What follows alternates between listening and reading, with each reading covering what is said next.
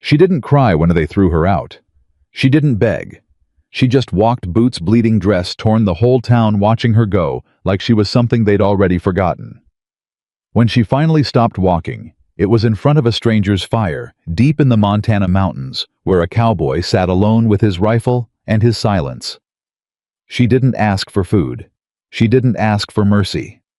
She looked at him and said the three words that would change both their lives forever. Before we go any further, if you've ever felt like the world counted you out before you even had a chance to prove yourself, this story is for you. Subscribe to our channel so you never miss a story like this one, and drop your city in the comments below. I want to see how far this story travels.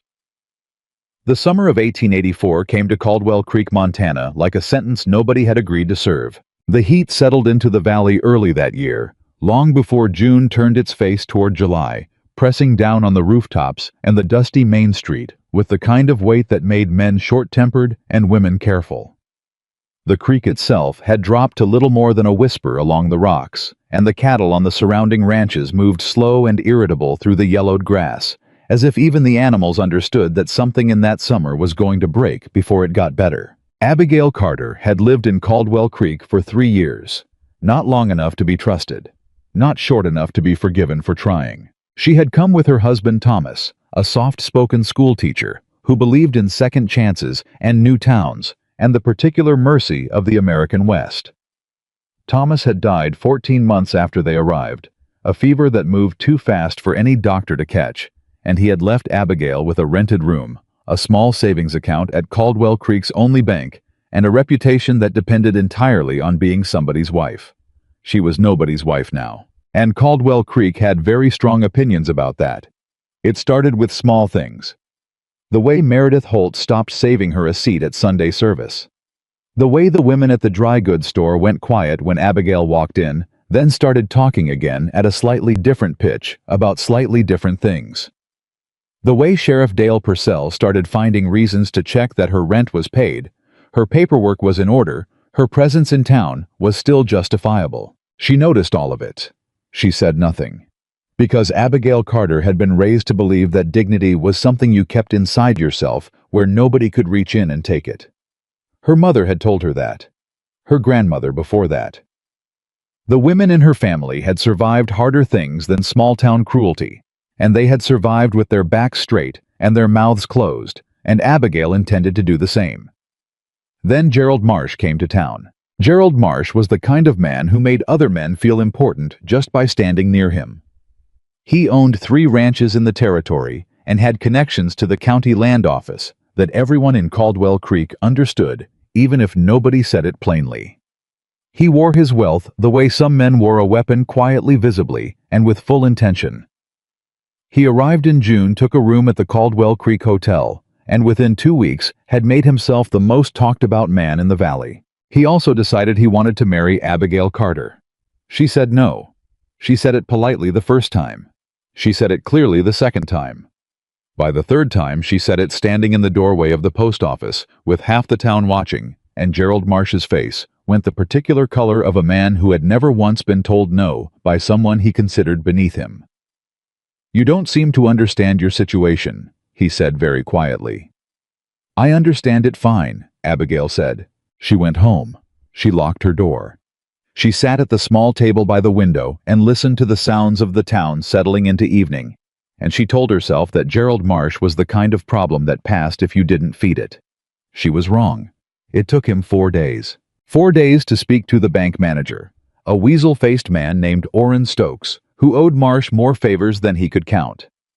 4 days to have her small savings account flagged for a clerical irregularity that nobody could quite explain. 4 days to have a word with her landlord, a nervous man named Pratt, who had 3 outstanding loans from Marsh's business partners and could not afford to be principled about it. On the morning of July 3rd, Pratt knocked on her door and told her she had until sunset to clear her belongings. "On what grounds?" Abigail said. Pratt wouldn't meet her eyes. "Property's being sold," he said. "New buyer wants vacant possession. This building has been a boarding house for 11 years. "Ma'am," Pratt said, and he actually looked pained, which she supposed was something I'm sorry, I truly am. But there ain't anything I can do." She looked at him for a long moment. Then she said, "Yes, there is, but you won't." She closed the door in his face and started packing. She did not allow herself to cry. There would be time for that later in some private place where it wouldn't be observed and catalogued and added to the account of things that made Abigail Carter someone who didn't belong in Caldwell Creek. She packed her clothes, her books, the photograph of Thomas that she kept on the nightstand, the small tin box that held her remaining money, $63.40, which was not enough for a train ticket east and barely enough for a week in the next town over. She carried her bags down to the main street at 4 in the afternoon while the sun was still brutal overhead, and she stood on the boardwalk and tried to think clearly about what came next. Gerald Marsh was standing across the street. I wasn't looking at her. He was talking to two men outside the hardware store, laughing at something his hat pushed back on his head in a way that looked casual and was not. But she knew he knew she was there. She could feel it in the deliberate way he kept his back 3/4 turned, the performance of not noticing her, which was worse than being watched directly. She picked up her bags and walked north. There was nothing north of Caldwell Creek, except the mountain trail that wound up through the pines toward the high pastures, where a handful of remote ranchers ran their cattle through the summer months. She had no reason to go that way. She had no plan exactly. She just knew that she could not stand on that boardwalk with Gerald Marsh 20 feet away, and her entire life reduced to what she could carry and maintain the kind of dignity her mother had talked about. Not without walking somewhere first. Not without putting distance between herself and the thing that had just happened. She walked for 2 hours before she admitted to herself that she didn't know where she was going. The mountain trail was steeper than she'd expected, and narrower, cut through limestone and pine root in a way that demanded attention she didn't have to spare. Her boots. Good boots.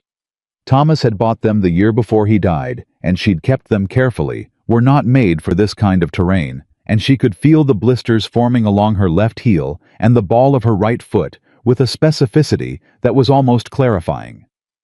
Pain, at least, was honest. By the time the sun dropped behind the western peaks, and the temperature in the pines fell with the sudden decisiveness of mountain evenings, Abigail had covered perhaps 6 miles of trail and was considerably less certain of herself than she had been when she left town. She stopped on a flat rock and set down her bags and looked at the sky through the trees, which had gone from gold to the particular dark orange that preceded full dark, and she allowed herself for exactly 30 seconds to consider the full extent of what she was doing. She had $63. She had her bags. She had a mountain trail that went up into country she didn't know in the direction of ranches that may or may not have been occupied in the first week of July, in a territory where mountain weather could turn without warning. She picked up her bags and kept walking. She smelled the fire before she saw it. Wood smoke, clean and sharp, with something underneath it. Coffee maybe, and the faint animal smell of horses nearby. It came from somewhere above and to her left off the main trail, and she stopped walking and stood very still for a moment and thought about what her options were. She could keep going up the trail. Into darkness, into country she didn't know, on feet that were past complaining and had gone to a kind of resigned ache. Or she could walk toward the fire. She set her shoulders and walked toward the fire. The camp was set in a small clearing off the trail. Not a camp exactly, more a working stop, the kind a rancher made when he was moving cattle and needed to spend a night on the high ground before pushing the herd further up the mountain. There was a fire built competent and low, the way people built fires when they knew what they were doing, and a coffee pot sitting on a flat stone at its edge, and a saddle on the ground nearby with its strap half repaired, and a man. Howe was sitting on a log with the saddle leather in his hands, working a needle through it with the focused economy of someone who had done this 1,000 times. He was tall, she could tell, even seated with the particular broadness through the shoulders that came from years of physical work, rather than any deliberate effort. Dark hair longer than fashion required. A beard that was more working cowboy than anything else. His hat was pushed back on his head, and his sleeves were rolled to the elbow, and the firelight moved over the side of his face in a way that showed the lines around his eyes and mouth, the weathering of a man who spent his life outdoors. He heard her before she was fully into the clearing. His hand went to the rifle beside him, not grabbing it, not raising it, just placing his palm on the stock in a gesture that said, "I know you're there, And I am not surprised, and you should know that. And he looked up at her with eyes that were dark and even, and gave nothing away. They looked at each other across the fire. Abigail was aware suddenly and completely of what she must look like. Dressed dusty from the trail, hair pulled loose from its pins by 6 miles of mountain walking, bags in both hands. Blisters, she was fairly certain, were bleeding inside her left boot. She was also aware that she was alone on a mountain in the dark, with a man she had never seen, and that the only thing between her and whatever this situation was going to become was the specific way she handled the next 30 seconds. She set down her bags. She straightened her back. She looked at him directly. "I am not asking for food," she said. "I am not asking for money. I am asking if you have any work that needs doing on your ranch, and if you do, I would like to do it in exchange for somewhere to sleep and enough to eat." A pause. The fire moved between them. The man studied her with those dark, even eyes, and she got the sense that he was not a man who reached conclusions quickly. Not because he was slow, but because he understood that quick conclusions were often wrong. "You walked up from Caldwell Creek," he said. It wasn't a question. "Yes." "In those boots." She looked down at her feet, then back up at him. "They're good boots." Something moved at the corner of his mouth. Not quite a smile. Something more contained than that. "Ethan Walker," he said. "Abigail Carter." He looked at her for another moment. Then he nodded once toward the other side of the fire. "Coffee's hot," he said. "Sit down before you fall down. We can talk about work in the morning." Abigail Carter sat down.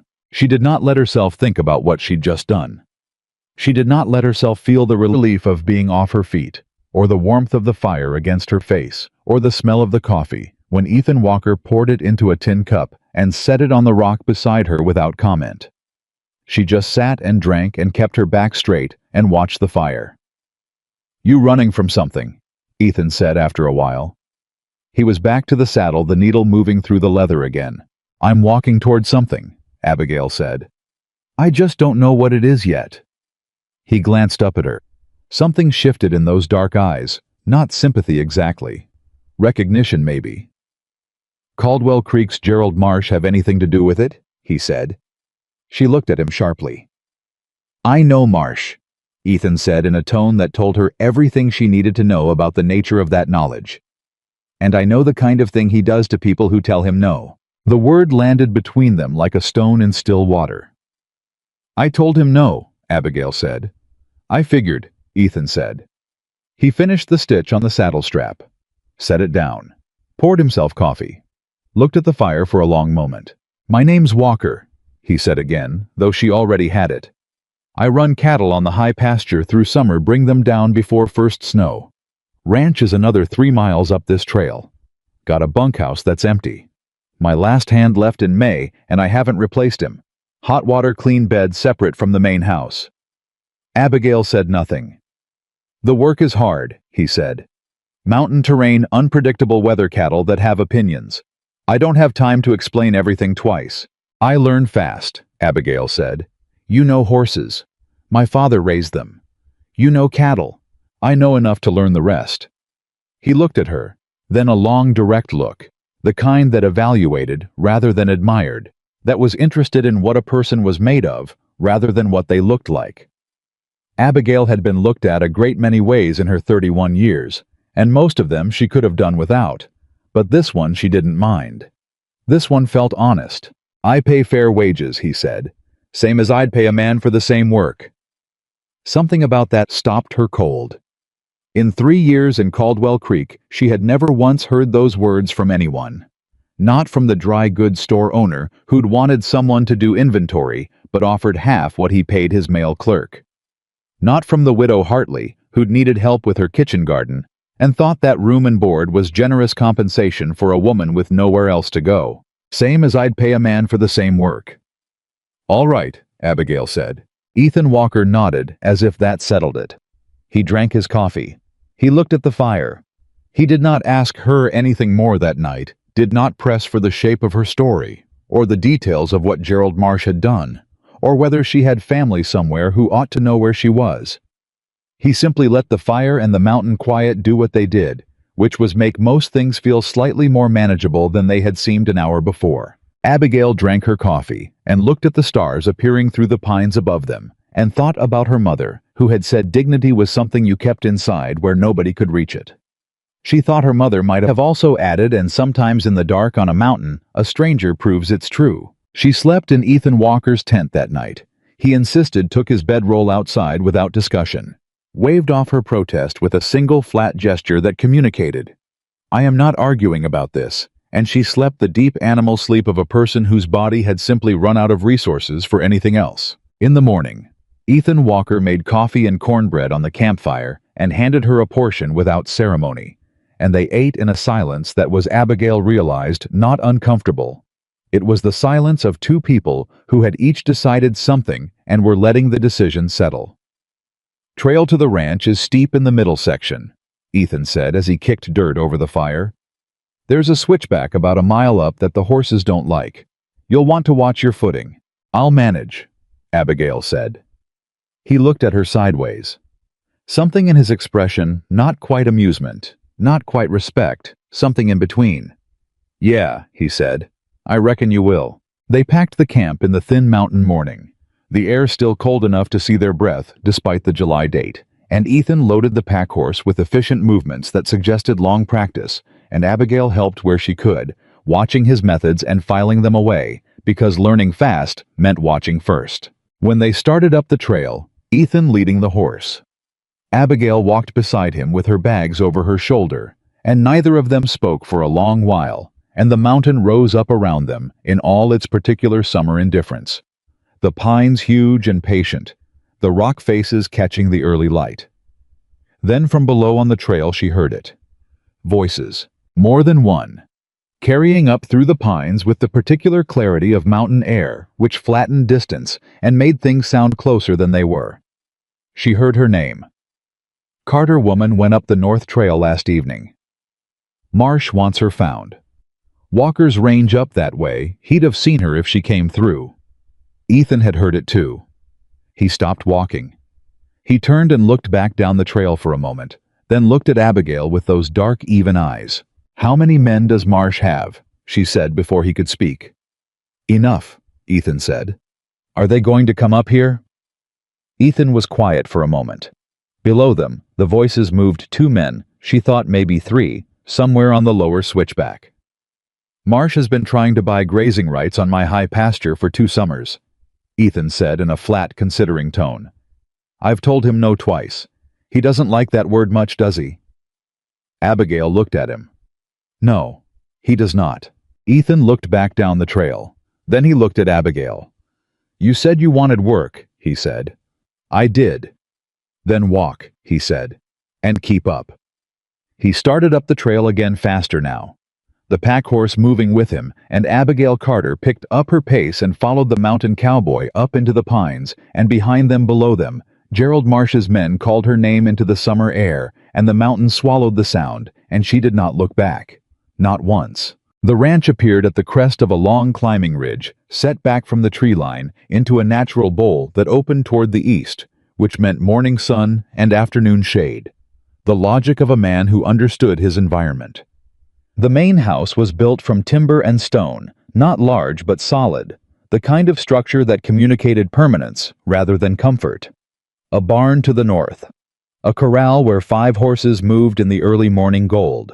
A bunkhouse set slightly apart, its single window facing the mountain. It looked, Abigail thought, like a place that had been built by someone who intended to stay. She stood at the top of the ridge and looked at it, and the air up here was different, thinner, cleaner tasting of pine, and the particular cold edge that came off snowfields somewhere above. And for a moment, she felt the full weight of the last 24 hours land on her all at once. The boarding house. Pratt's apologetic face. Gerald Marsh standing across the street laughing with men who owed him something. The mountain trail in the dark.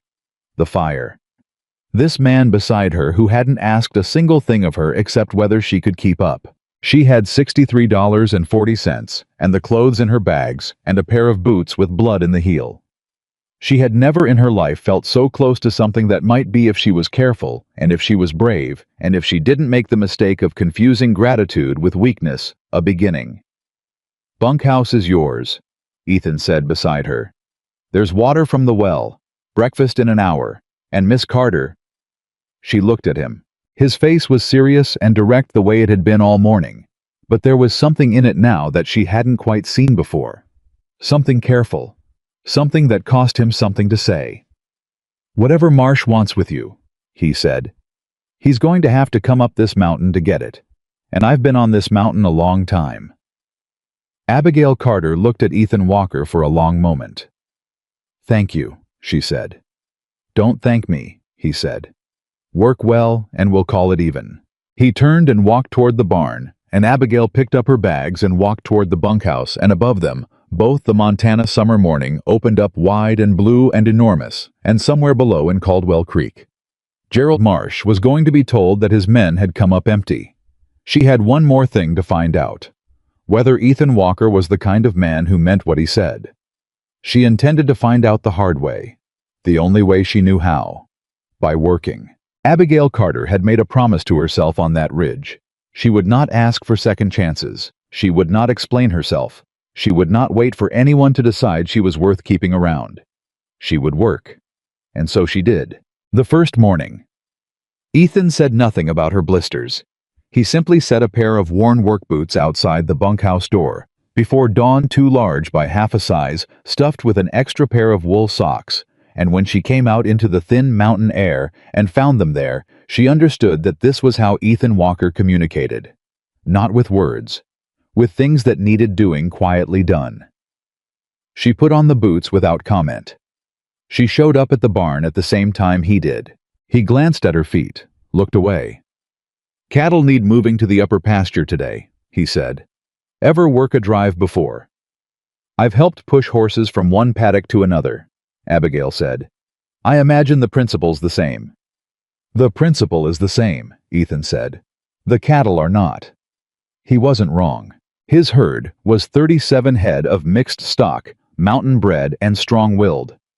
The kind of animals that had developed opinions from spending their lives on terrain that punished weakness. They did not respond the way paddock animals responded. They did not move politely. They cut sideways on steep ground-tested gaps in the line with the particular stubbornness of creatures that understood their own weight, and they had absolutely no interest in being managed by someone they hadn't decided to respect yet. Abigail spent the first hour of that drive being tested. The lead cow, a heavy-shouldered roan with a torn ear and the disposition of a woman who had been inconvenienced, one too many times, broke left on the second switchback with 3 others following her. And Abigail was on that side of the line, and she had to make a decision in about 2 seconds. She didn't wait for Ethan to call across to her. She turned her borrowed horse, cut the angle, and came up fast on the outside of the breakaway group before the roan could commit to the downhill. She came in close, crowding the animal's shoulder, and held her ground when the roan pushed back, and after a moment that felt much longer than it was. The roan turned. The other 3 followed. Abigail pushed them back into the line without looking at Ethan, from across the herd. After a beat, she heard him say quietly to no one in particular, She kept her eyes forward and allowed herself privately to feel satisfied. By midday, they had the cattle on the upper pasture, and Ethan pulled up his horse on the high ground and looked over the herd for a long moment, taking stock, counting heads, with the automatic efficiency of a man who had done it 10,000 times. Then he looked at Abigail. "You ride better than you said," he told her. "I said my father raised horses," she said. "I didn't say I only watched." Something shifted in his expression. He looked back at the herd. "We've got fencing to check on the north side. Post's been working loose all summer." "Show me where," she said. He did. They worked the fence line through the long afternoon. Ethan pulling wire, and Abigail driving posts with a maul that was built for a larger person. And she did not slow down, and she did not complain. And after a while, they fell into a rhythm that was almost like conversation without the words. She handed him wire before he reached for it. He steadied a post she was having trouble seating in the rocky ground without being asked. The work moved between them like something that had been practiced. On the ride back down to the ranch, the sun dropping behind the western peaks, Ethan said, "Where'd you learn to read a herd like that?" Abigail thought about it. My father used to say animals tell you what they're going to do before they do it. You just have to stop talking long enough to listen. Ethan was quiet for a moment. Smart man. He was, she said. The word landed between them in its past tense, and neither of them pursued it, and that was all right. Abigail had learned that grief like cattle had opinions about being pushed. It was the second day that the trouble started. She was at the well before breakfast when she heard the horses coming up the trail. Two riders moving at a pace that said they weren't in a hurry because they didn't think they needed to be. She recognized the lead horse. She recognized the man on it. A tall bay with a white blaze that belonged to a ranch hand named Cole DeWitt, who worked for Gerald Marsh's largest operation in the valley. DeWitt was a lean, weathered man in his 40s who had the particular ease of someone accustomed to delivering messages from powerful people. He rode into the yard like he owned it, which Abigail understood was the point. Ethan came out of the barn. He didn't reach for anything. He just stood. "Walker," DeWitt said, touching the brim of his hat in a gesture that was technically polite and actually nothing of the kind. "DeWitt. Mr. Marsh wanted me to check in." DeWitt's eyes moved across the yard and found Abigail at the well and stayed there. "Word got back that you might have taken on some extra help." "Word gets around," Ethan said, his voice entirely flat. "Mr. Marsh has a concern." DeWitt brought his eyes back to Ethan. "The woman's got some matters pending in Caldwell Creek. Financial irregularities, I believe. Sheriff Purcell's looking into it." Abigail's hands tightened on the well handle. She said nothing. "That's so," Ethan said in a tone that gave DeWitt absolutely nothing. "Mr. Marsh thought you ought to know is all. Didn't want you getting caught up in something that ain't your business." Ethan took 2 steps forward. It wasn't a threatening move exactly. It was simply a deliberate one, the kind of step that closes distance on purpose and says, "I am not moving back from this ground." "Abigail Carter works for me," he said. "That makes whatever concerns her my business. You tell Marsh that." DeWitt looked at him for a long moment. Then he looked at Abigail again, and there was something in that look, not quite a warning, not quite a threat, the particular look of a man delivering a message without saying it out loud. "Yes, sir," DeWitt said. He pulled his horse around. "Just passing along the word." They watched him ride back down the trail. When he was gone, Ethan turned and looked at Abigail. "Financial irregularities," she said before he could speak. "Gerald Marsh has a friend at the bank. He flagged my account for a supposed clerical error that doesn't exist. It's how he got my landlord to put me out." Ethan studied her. "Is there anything in it?" "No." He held her eyes for a moment. Then, "All right." Just that. "All right." He turned and went back into the barn, and Abigail stood at the well with her hands still around the handle, and the morning air moving cold through the yard, and she thought, this man either trusts his own judgment completely, or he trusts something he's seen in me, and I don't know which it is yet, and I had better be worth whichever one it turns out to be. She went back to work. 3 days, in one of the young ranch hands from the lower valley rode up to deliver supplies and found Abigail repairing the corral gate. He was maybe 19, freckled with the barely concealed amusement of a boy who thought he was looking at something funny. "You're the one Caldwell Creek's been talking about," he said. Abigail kept working the gate hinge. "Probably. They're saying Walker's lost his mind. People say a lot of things. They're saying a woman's got no business working cattle on the high pasture, that it ain't decent." He paused, apparently waiting for a reaction. "My ma thinks it's a shame." Abigail looked up at him then. "What do you think?" she said. The boy blinked. "Ma'am." "What do you think?" she repeated. "Not your mother, not Caldwell Creek. You. You've been standing there for 5 minutes watching me work. What do you think?" He opened his mouth, closed it, looked at the gate. She was repairing a job that required holding 3 moving parts in alignment while simultaneously threading a bolt through hardware that had corroded half shut, and he clearly had no immediate answer. "I think," he said slowly, "that gate's been broken for a year and nobody's touched it." "That's right," Abigail said.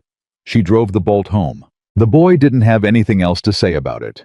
He unloaded his supplies and left, and he went back down to the valley. And Abigail didn't know what he would tell people, and she found she cared considerably less about it than she would have a week ago. That night she ate supper in the main house for the first time. Ethan had not invited her exactly. He'd simply set 2 plates on the table when she came in from the barn, which she had understood as an invitation.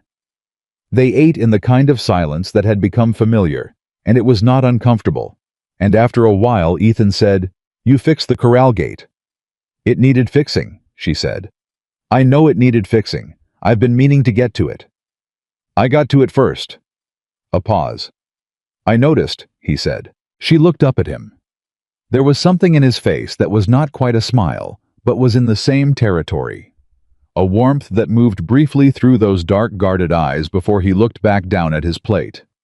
It was the first time she'd seen anything like it, and it was so quickly gone that she might have doubted it, except that she was a woman who had spent 3 years reading rooms and faces, and the small movements of people deciding who they were going to be to her, and she had learned not to doubt what she saw. She ate her supper and said nothing about it. The first week became the second, and the second week changed things. Because by the end of 2 weeks, Abigail Carter knew Ethan Walker's operation, the way she knew the back of her own hand, and she had begun making small changes that she didn't announce and didn't ask about adjustments to the morning feed rotation. A different approach to the water trough distribution that cut the cattle's walking time in the upper pasture. A repair to the barn roof's north section that had been leaking silently into the hay store. Ethan noticed every one of them. He said nothing about them for 4 days. On the 5th day he said, "You changed the feed rotation." "The old rotation was costing you time in the mornings," she said. "The new one front-loads the heaviest work before the heat peaks." "I know why you changed it," he said. He wasn't irritated. He was simply precise. "I'm just noting that you changed it." "Is that a problem?" He looked at her steadily. "No." "Then why are you noting it?" A pause. And then Ethan Walker said something that told her more about him than anything else had so far. "Because," he said, "the last person who changed something on this ranch without asking was my wife. And she was right about that too." The word hung in the kitchen air between them. Wife. Past tense the same way she had said father. Abigail did not push it. She looked at her coffee cup. She said, "The hay store's going to stay dry now. That section of roof was the last weak point." "I know," Ethan said. They finished breakfast. The second twist arrived on a Wednesday, and it arrived in the form of a woman named Margaret Hale. Margaret Hale was the wife of the largest landowner in the Caldwell Creek Valley, below a broad-faced, sharp-eyed woman, who wore her respectability the way some women wore jewelry visibly and with intention. She arrived on a good horse with a hired man trailing behind her, and she rode into Ethan's yard with the confidence of someone who believed her presence was a gift. Abigail was in the corral working a young horse through its paces. She saw Margaret's eyes find her, immediately assess her, and come to a conclusion all in about 3 seconds. "Mr. Walker," Margaret called, waiting for Ethan to come out of the barn. He came. "Mrs. Hale," he said with the flatness of a man who was being polite as a matter of form rather than enthusiasm. "I'll get right to the point," Margaret said, which was, Abigail thought, at least honest. "People in town are concerned about the situation here." Her eyes moved to Abigail in the corral, then back to Ethan. "A woman living on a man's ranch working alongside him without any proper arrangement." "She works for me," Ethan said. "That's the arrangement." "Ethan." Margaret's voice shifted softer, more private, the voice of someone deciding to be kind. "I knew your mother. I know the standards you were raised to. What you're doing isn't fair to this woman either. People are talking, and the longer this goes on, the harder it's going to be for her reputation." "Her reputation," Ethan said, "was already destroyed by Gerald Marsh before she walked up this mountain. I didn't do that. I'm not doing that now." Margaret blinked. "Furthermore," Ethan said in that same flat, direct voice, "if the people of Caldwell Creek have opinions about how I run my ranch and who I employ, they are welcome to take those opinions, and—" He paused, and something moved behind his eyes, and he chose the milder ending, "keep them in Caldwell Creek." Margaret Hale stared at him. From the corral. Abigail kept working. The horse kept her face forward, but she heard every word, and something in her chest tightened, in a way she hadn't felt in a very long time. Something that was not gratitude exactly, because gratitude implied debt, and this was not that. This was something quieter and more dangerous. This was feeling seen. Margaret regrouped. She turned her attention to Abigail crossing to the corral fence. "Miss Carter," she said with the particular warmth of a woman who had decided to try a different approach. "I'm sure you're a capable young woman, but you must understand what you're risking. This valley has a long memory. Let me speak to Reverend Collins. There are women in town who could use help, decent work, something that wouldn't." "I have decent work," Abigail said without breaking the horse's circle. "Thank you, Mrs. Hale. You can't honestly think staying up here is—" "I stayed at Caldwell Creek for 3 years," Abigail said, and now she did stop the horse, and she looked directly at Margaret Hale through the fence rails. "I was a good neighbor. I was a good customer. I kept my yard clean and my mouth clean, and I minded my business. None of that mattered when Gerald Marsh decided it wouldn't. So with respect, ma'am, I am considerably less interested in what Caldwell Creek thinks of my situation than I was 3 weeks ago." Margaret Hale was quiet for a moment. Then she said, and Abigail had the strange sense that the woman actually meant it, "Gerald Marsh is a dangerous man." "I know that," Abigail said. "He doesn't stop." "I know that too." Margaret looked at her for a long moment, and something in her expression shifted some private recalibration, and she said very quietly, "No, I don't believe you're as foolish as to not know it." She pulled her eyes back to Ethan. "You'd better be careful, Walker." "Always am," Ethan said. Margaret Hale rode back down the mountain. When she was gone, Ethan came to the corral fence and leaned his arms on the top rail and watched the horse move. "You handled that well," he said. "She's not wrong about Marsh," Abigail said. "No," Ethan said. "She's not." A long pause. "He tried to buy my water rights 2 years ago," Ethan said. "Not my land, just the rights to the creek that runs through the upper pasture. Without water, you can't run cattle up here in summer. Without summer grazing, this ranch doesn't survive. I told him no." He paused. He found 3 different ways to pressure that no out of me. None of them worked. Abigail looked at him. "He's going to use me," she said. Not a question. "He's going to try," Ethan said. "Say I'm harboring a woman with legal troubles. Use it as leverage to get the county to look at my land use permissions. Find some irregularity, tie me up long enough that I miss the summer grazing window." He said it plainly without drama. "It's how he works." Abigail stood very still. "I could leave," she said. "I don't want to be the thing he uses against you." Ethan turned and looked at her directly, and there was something in his face that was both sharper and softer than anything she'd seen from him yet. "Miss Carter," he said, "you didn't bring Marsh into my life. He was already there. The only difference you've made is that now there are 2 of us who've told him no." She held his gaze. "All right," she said. "All right," he said.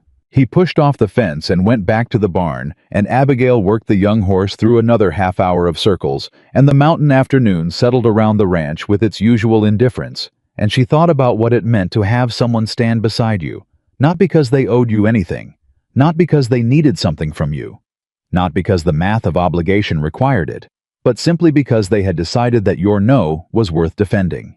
It was not a feeling she'd had in a very long time. She did not make the mistake of assuming what it meant. She made the mistake of hoping.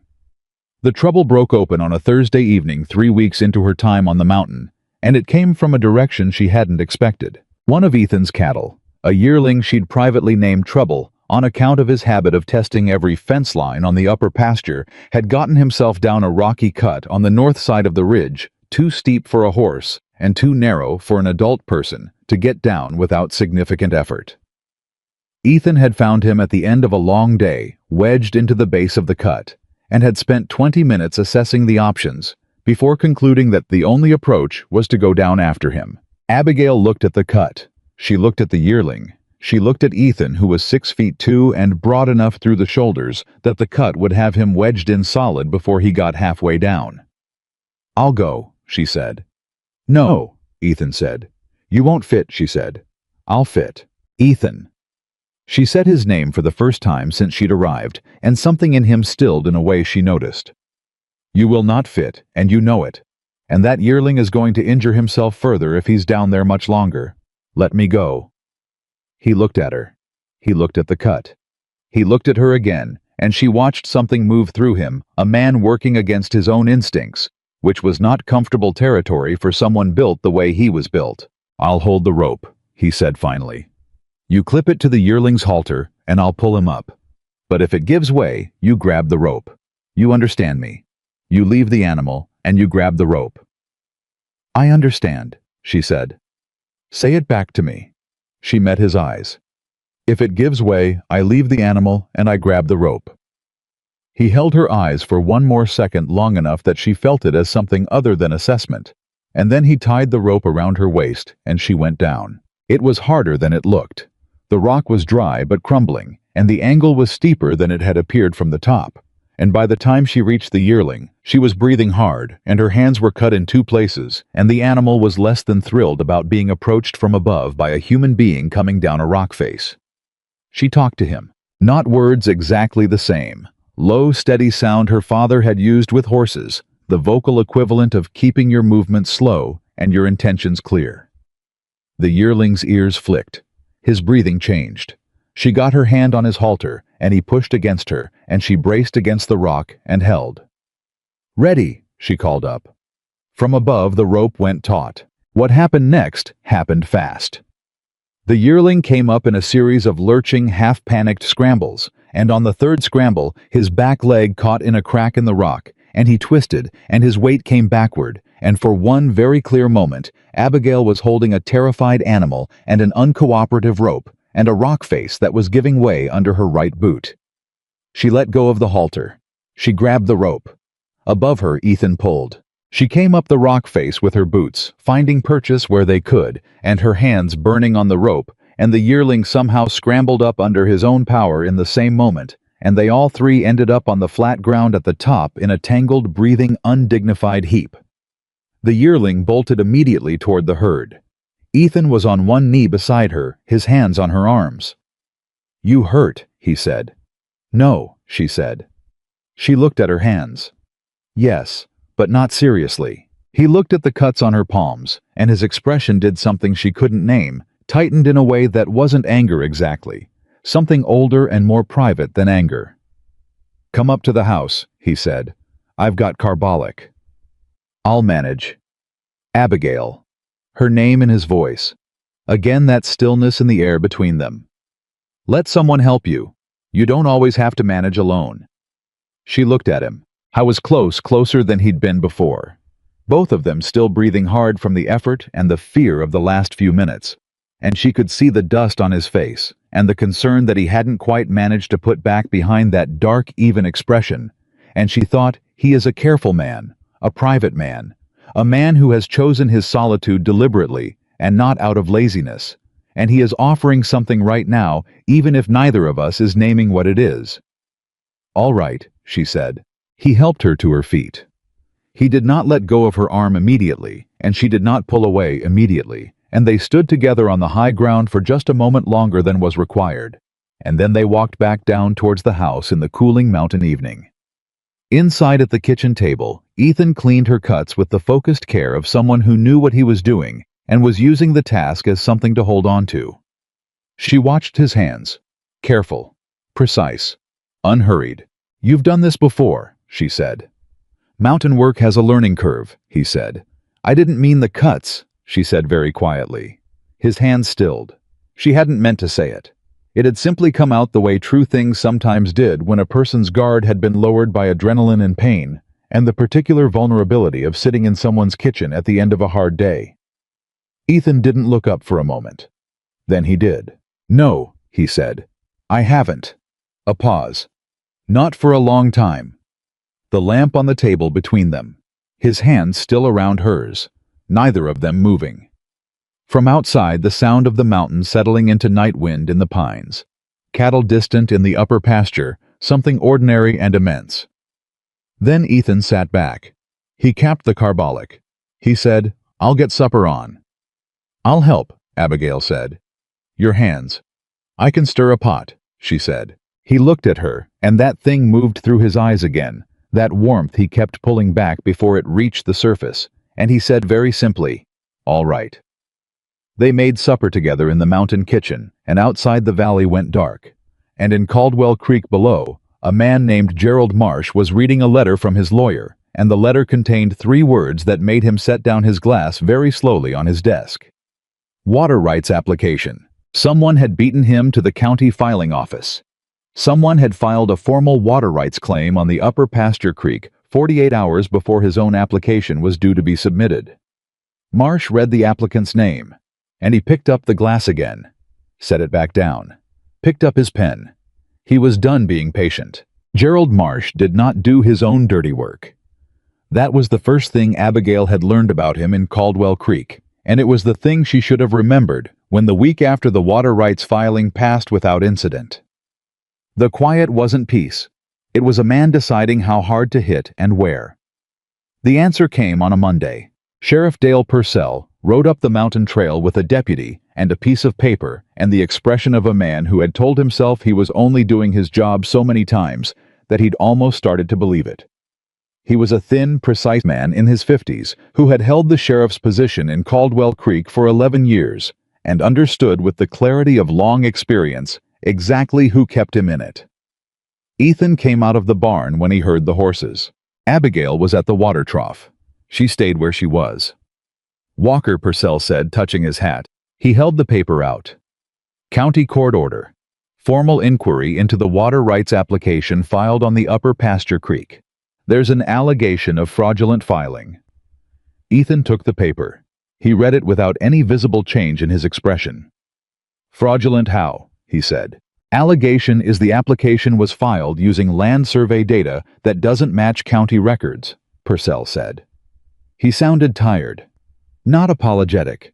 Purcell was not a man who did apologetic, but tired in the way of someone who knew the machinery he was running and didn't love the sound of it anymore. "You'll need to appear before Judge Calhoun in Caldwell Creek on Friday. Bring your deed and any survey documentation you have." "The survey data is correct," Ethan said.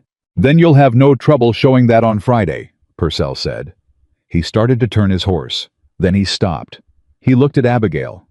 "Miss Carter," he said, and his voice was different now, lower, careful. "There's also a warrant for your appearance, regarding the bank account irregularity." Abigail felt the words land in her chest, like something with weight. She'd known it was coming. Knowing didn't make it lighter. "On whose complaint?" she said. "Orrin Stokes on behalf of the Caldwell Creek Bank." "Orrin Stokes doesn't take a step without Gerald Marsh's permission," she said. Purcell held her eyes for a moment. Something moved across his face just briefly, just enough to see, and then he put it away. "Friday," he said. 9 o'clock. He rode away. Ethan stood with the court paper in his hand and watched him go. Then he turned and looked at Abigail, and she looked back at him, and neither of them spoke for a moment, because there wasn't anything to say that the situation hadn't already said plainly. "He's moving faster than I expected," Ethan said. "He's scared of that water rights filing," Abigail said.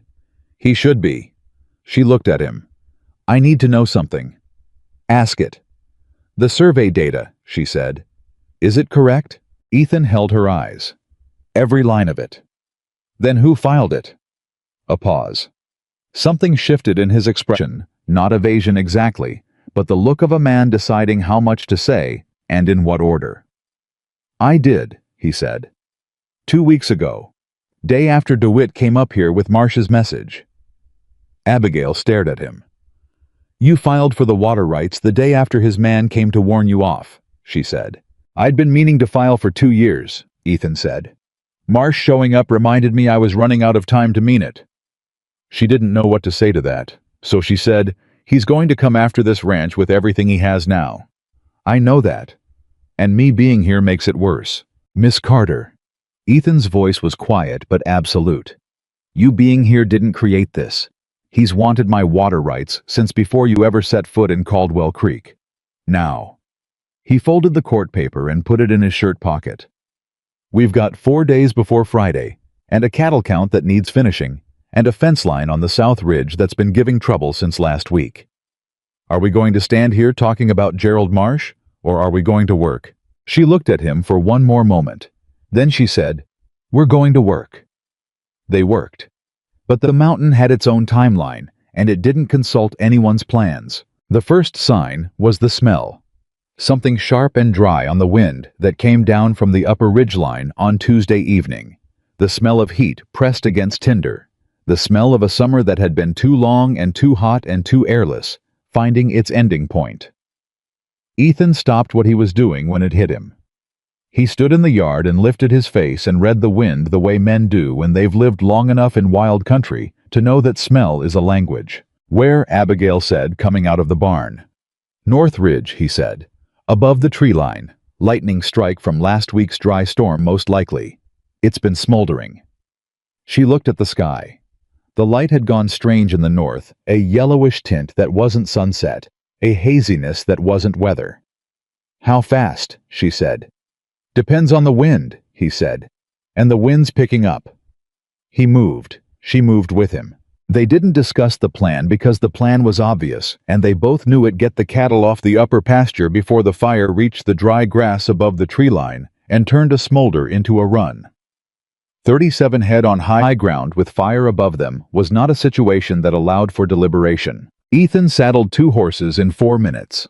Abigail had the corral gate open and the pack gear sorted before he was done. They rode up the mountain trail at a pace that was below reckless and above sensible, and the smell of smoke thickened as they climbed, and the light in the north went from yellow to a dull, ugly orange. They hit the upper pasture to find the herd already restless. Cattle knew fire long before people did, had some ancient instinct for it that bypassed thinking entirely and went straight to muscle and blood. The animals were bunched and moving in tight, unhappy circles, and the lead roan with the torn ear was at the edge of the group facing North Ears Flat, which told Ethan everything about which direction the fire was moving. "Split them," he said. "You take the east side, push them south. Don't let the roan break north or the whole herd follows her." "Got it," Abigail said, and she was already moving. What came next was the hardest 30 minutes of work she had done on the mountain, and it was also, she would think about this later, much later in the quiet, the most completely alive she had felt in years. There was no room for anything but the task. No room for Gerald Marsh or court orders or what Caldwell Creek thought of her, or what she was afraid of, or what she hoped for. There was only the herd and the fire smell getting stronger, and the smoke now visible above the north tree line in thick rolling columns, and 37 animals that needed to move south and did not want to. The roan broke north on the second push. Abigail cut her off. The horse beneath her was faster than she'd expected. Ethan's second best, she'd learned a gray quarter horse named Smoke, who had opinions about terrain the same way Ethan did. And they came in hard on the roan's left shoulder, and the animal balked and spun, and Abigail held the line. Held it pushed back against 1,500 pounds of frightened cattle with nothing but will and position, and a horse that trusted her to know what she was doing. The roan turned. The herd followed. They pushed the cattle down the mountain in a long controlled run that was only barely controlled the smoke above them now, and the wind carrying heat on it. And Ethan worked the west flank, and Abigail worked the east, and they communicated in the wordless way they'd been developing for 3 weeks. A lifted hand. A glance, a shift in position that said, "I see what you see, and I've got my side." And they brought the herd down off the upper pasture and through the ridge gate and into the lower field without losing a single animal. Ethan closed the gate. He stood there for a moment with his hand briefly touching the wood, and it was the most private thing Abigail had ever seen him do. Just that 1 second of letting the weight of it show before he straightened and turned. Their eyes met across the gate. No words, just that. Then Ethan said, "I need to ride back up and check the north fence line. If the fire jumps the ridge, it'll come down through the timber and—" "I'm coming," she said. "No. Ethan, one of us needs to stay with the herd," he said. "They're spooked. They run, we lose them in the lower valley. I need you here." She hated that he was right. "You go to the ridge line," she said. "You do not go past it. If the fire's moving fast, you come back." He looked at her with that dark, direct gaze. "You're giving me orders," he said, and there was something in his voice that was not quite amusement, but lived in the same house. I'm giving you information, she said. What you do with it is your business. Something crossed his face. Then he swung up onto his horse and rode back up the trail, and Abigail turned to the restless herd and began the slow, deliberate work of calming 37 frightened animals, talking to them in that low, steady voice her father had taught her, walking the fence line at the edge of the field, being a presence that said, "Everything is all right, and I am here and you do not need to run." She was good at it. She had been doing it her whole life, calming frightened things, being the still point. She was very tired of needing to be the still point. Ethan was back in an hour. The fire had burned itself to the ridgeline and stalled there. The rocky escarpment above the timber had given it nowhere to go, and the wind had shifted just enough to push it east along the bare rock rather than down through the trees. Close, but contained. "It's out of the timber," he said. "Grass on the upper pasture is burned, but the fence line held." Abigail let out a breath that had been in her chest for an hour. Ethan dismounted. He stood beside her at the fence, looking at the herd, and the evening had gone fully dark now, the smoke smell still on the air, but lighter, and the cattle had quieted. "You handled them well," he said. "They're good animals," she said. A pause. Then Ethan said very quietly, "You didn't panic." She looked at him. "Did you expect me to?" "No," he said, something careful in his voice. "That's not what I meant." She waited. "My wife panicked," he said.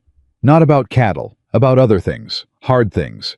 She panicked and I didn't know how to help her and I—" He stopped, looked at the cattle. "I wasn't good at that, at knowing what someone needed when they were frightened." The night air between them, the smoke, the distant sound of the herd settling. "What happened to her?" Abigail said. Not unkindly, the way you'd say it to someone who had been carrying something a long time and you thought might be ready to set it down.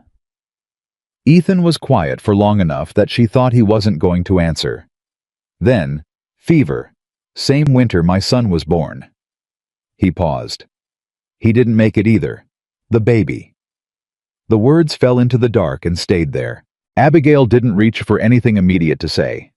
She'd learned by then that Ethan Walker was not a man who needed his grief explained back to him, and she wasn't a woman who covered hard things with soft noise. So she stood with him in the quiet and let what he'd said be what it was. After a while she said, "I'm sorry. 6 years ago," he said. "I don't say that so I just—" He stopped again. "I say it because you asked, and because you're the first person I've told in a long time who I think actually wanted to know the answer." She looked at him, then full on. He was looking back. "I wasn't a good husband," he said. "Not because I didn't care, because I didn't—" He searched for the word, "see her." Not the way she needed. "I was good at work, and I was good at this land, and I was not good at looking up from it often enough." "You're looking up now," Abigail said. He held her gaze. The muscle in his jaw moved. "Yeah," he said. "I am." The air between them held something that neither of them named, because neither of them was the kind of person who named things before they were sure, and they were not yet sure, and the court date was Friday, and Gerald Marsh was below them in the valley, picking up his pen, and the mountain had just tried to burn, and this was not, Abigail told herself, this was not the moment for anything except honesty. "I need to tell you something," she said. "All right. I'm afraid," she said. "Not of Marsh, not of the court date. I'm afraid that I'm—" She stopped, chose the words carefully. "That I'm building something here that I don't have the right to build. That I'm making a home out of a job, and that's not fair to you." Ethan was very still. "Who told you that you don't have the right?" he said. "Nobody had to tell me. I can see the math of it." "What math?" "I came up this mountain with $63 and bleeding boots," she said. "I asked for work. You gave it. That's the whole of what I'm entitled to, and I know it, and I don't want to." Abigail. Her name in his voice the way he'd used it twice before, and each time it had stopped the air. "I hired a worker. I know that. But I have been alone on this mountain for 6 years, and I have never once looked forward to breakfast until 3 weeks ago." The simplicity of it hit her somewhere below her ribs. "That's not—" she started. "I know what it is," he said. "And I know what it isn't." I'm not asking you for anything tonight. I'm just telling you what's true so that you don't make decisions based on a math problem that's got the wrong numbers in it." She looked at him for a long moment. "All right," she said. "All right," he said. They stood there a moment longer.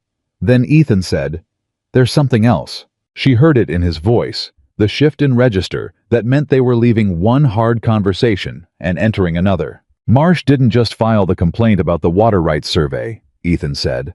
"I got a message today from my lawyer in Helena. Marsh has also contacted the Territorial Land Office. He's claiming my original homestead deed has an error in the boundary description. If he can make that stick, he can push for a formal resurvey. And a resurvey takes months. And if my operation is under a land dispute during the summer grazing season—" "You lose the season," Abigail said. "And the season pays the year," he said. She stood very still. "He's not coming after me," she said. "Not really. He's using me to come after you." "He was already coming after me," Ethan said. "You're just the excuse that finally felt convenient." She looked at the dark mountain above them, the smoke smell, the contained fire on the north ridge. "What does your lawyer say?" she said. "He says the deed is clean. He also says Marsh has enough money to make clean things look dirty for long enough to matter. And the water rights application. He says the survey data is correct and provable. He also says a county judge who owes Marsh favors might choose to interpret provable differently than a dictionary would." Abigail thought about this. "Judge Calhoun," she said. "What kind of man is he?" "Careful man," Ethan said. "Not corrupt exactly. Careful. He does what's legal unless doing what's legal costs him too much." "Then we make it cost Marsh more than it costs Calhoun," she said. Ethan looked at her. "How?" "Friday," she said. "The court appearance. Is it public? Formal inquiry. Anyone can attend. Then we make sure people attend," she said. "Not to cause trouble, to witness. Marsh works best in private in back offices and quiet conversations where nobody's watching. He doesn't like daylight." Ethan studied her. "You're thinking about Margaret Hale." "I'm thinking about every person in that valley who's told Marsh no at some point and been quietly squeezed for it afterward," she said. "They're all afraid individually. But if they're all in that courtroom on Friday—" "He can't threaten all of them at once," Ethan said. "Not visibly," she said. "And Marsh is a man who cares about how things look." A long silence. "That's not a bad plan," Ethan said. "It's not a perfect one either," she said. "But it's what we have." He nodded slowly. Then he looked at her a long, direct look and said, "How do you know how men like Marsh work?" The question landed on an old bruise and she felt it. "Because I married the opposite of him," she said. "And then I watched what happened when someone like Marsh decided a person like Thomas was in his way." She paused. "The man who lost Thomas's school position in our last town.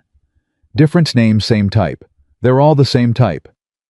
Ethan said nothing, just looked at her with those dark eyes that had stopped pretending not to hold things a long time ago. "I'm sorry," he said. The same words she'd given him.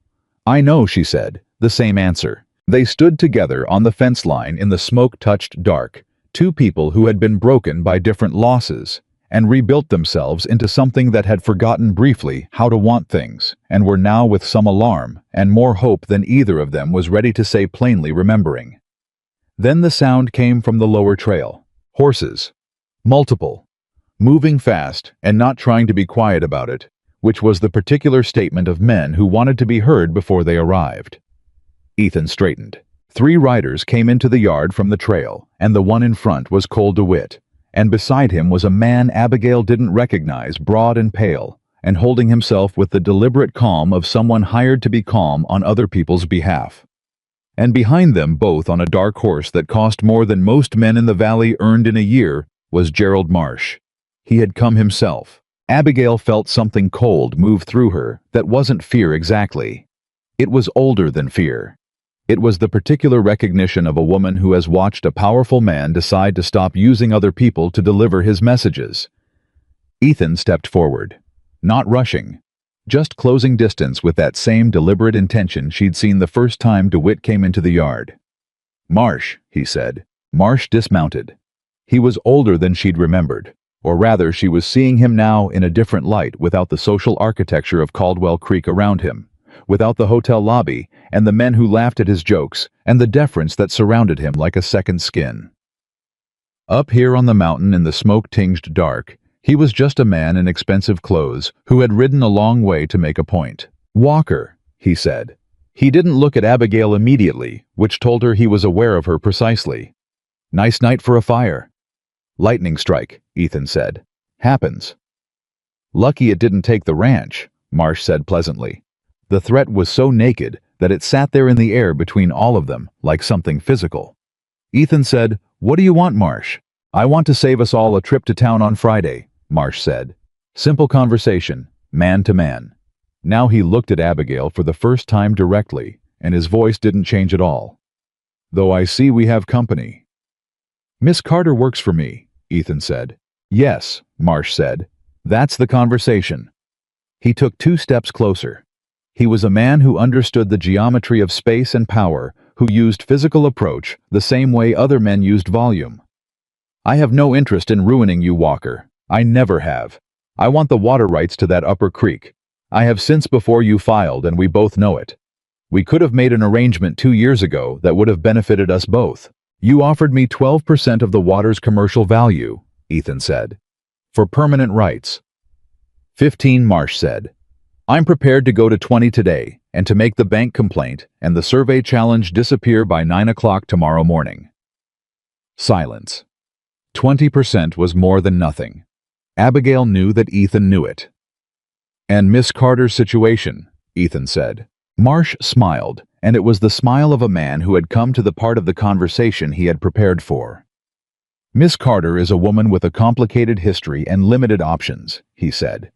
"If she were to find a more suitable situation elsewhere, the bank matter would resolve itself.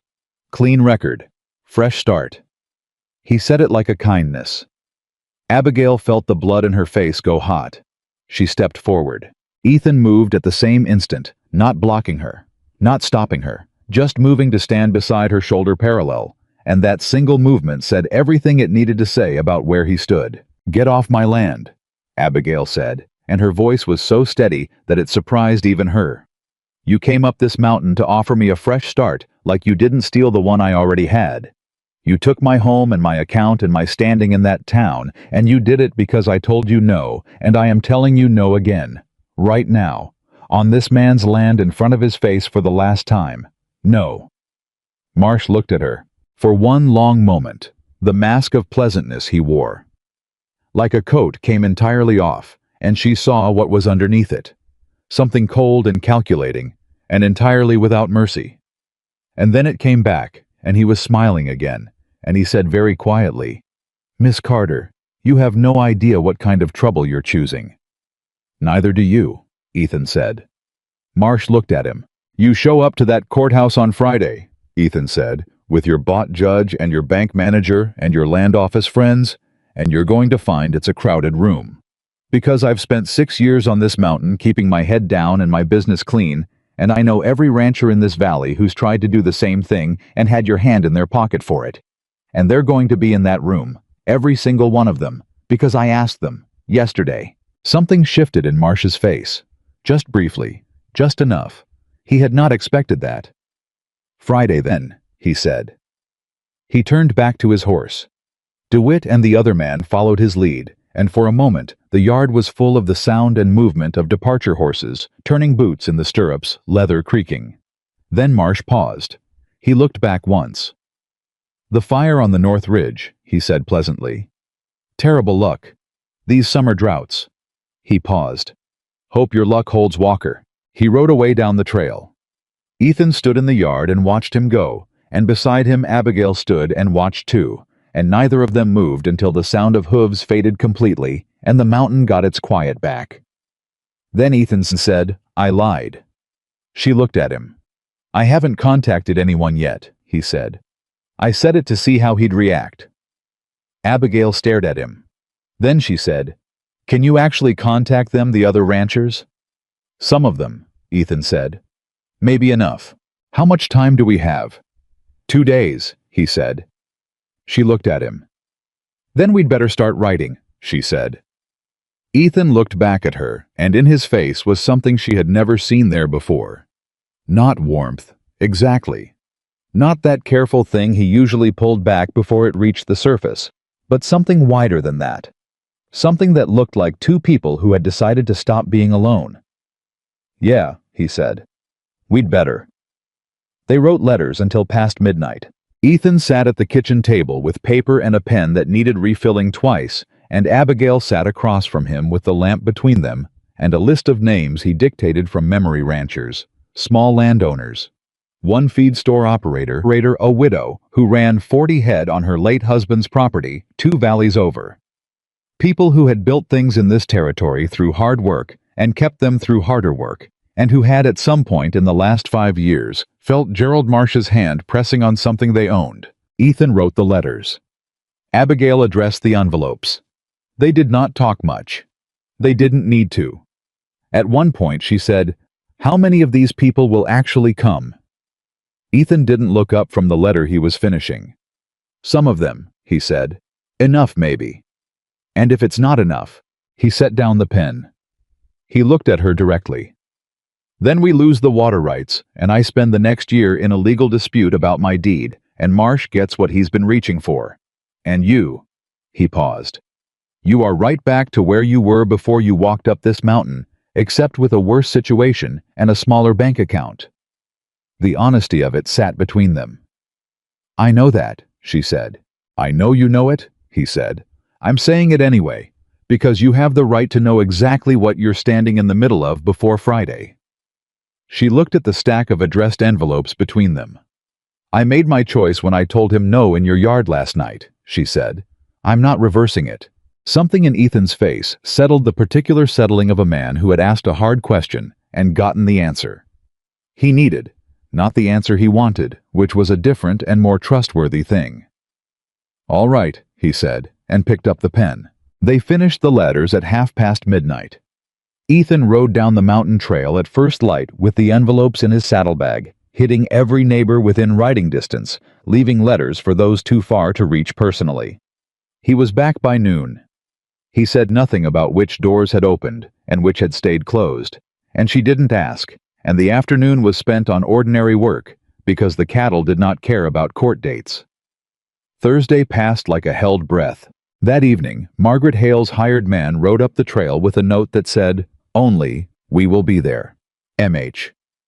Ethan read it and handed it to Abigail without comment.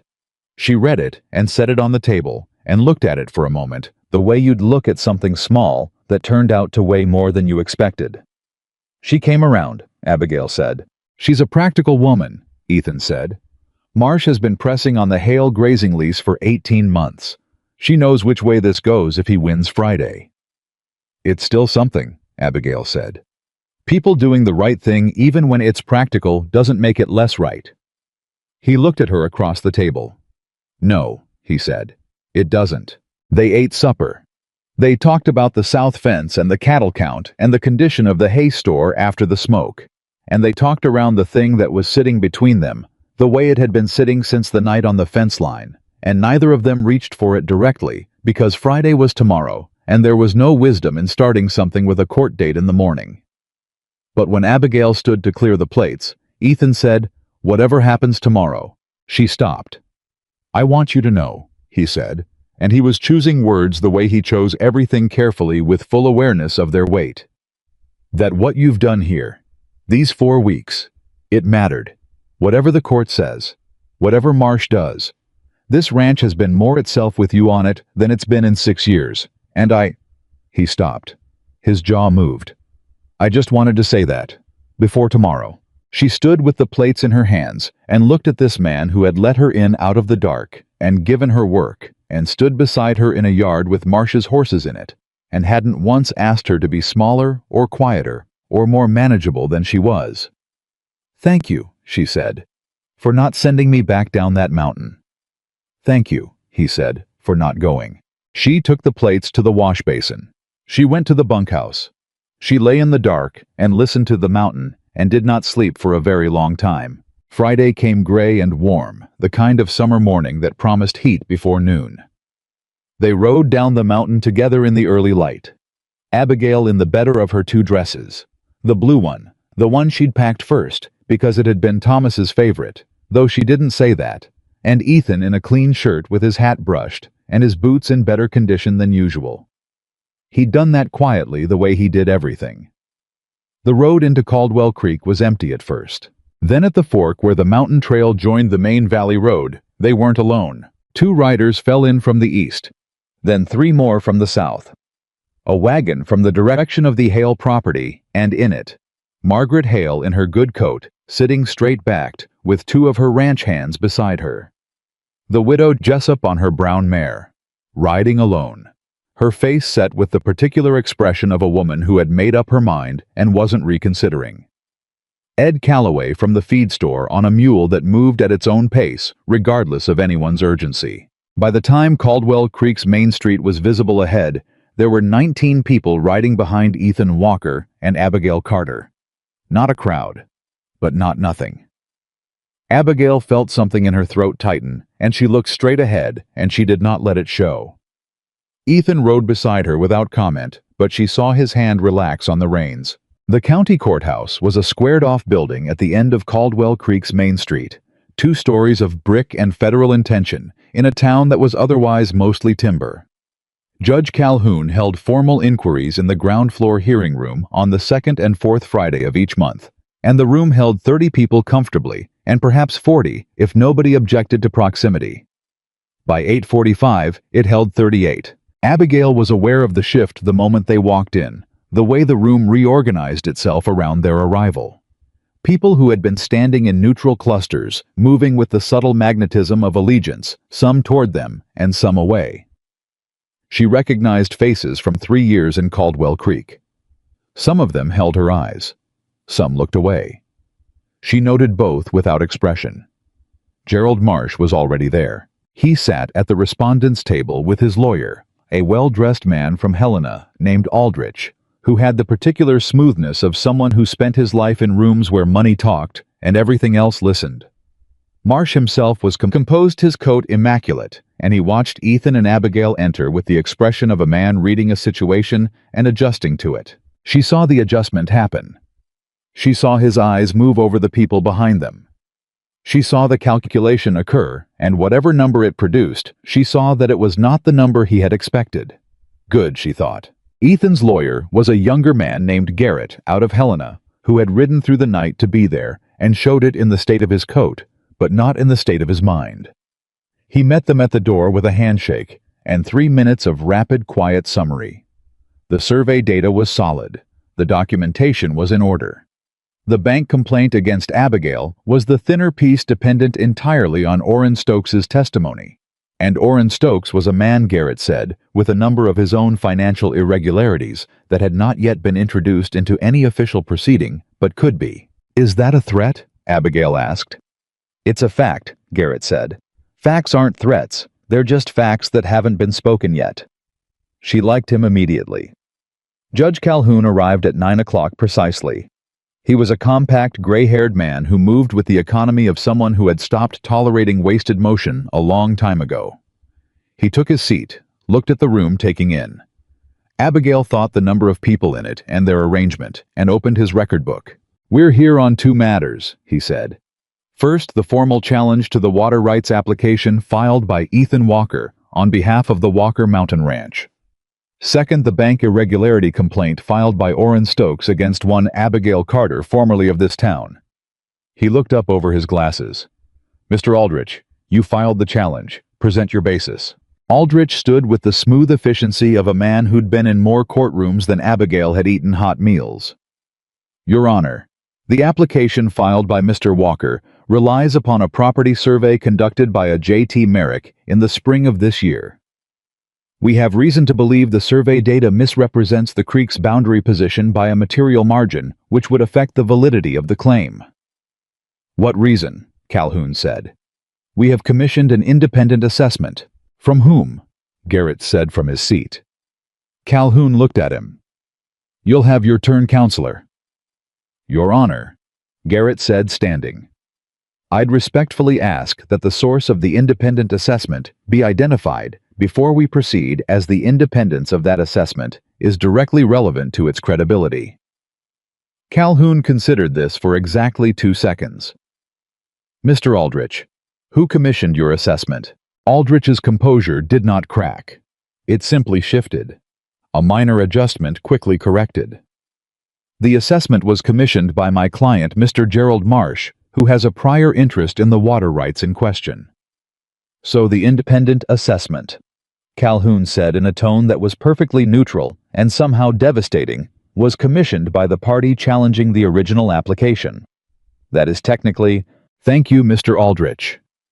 Calhoun looked at Garrett. Mr. Garrett, your surveyor. Garrett presented J.T. Merrick's documentation, 30 pages of it precise and dated and cross-referenced with county records going back to the original homestead filing. Merrick himself was not present, but his certification was notarized by 2 county officials who were not connected to Marsh's interests, and the methodology was clear and reproducible and showed exactly what it showed. The water rights application was valid. Marsh's lawyer argued for 20 minutes. He argued well.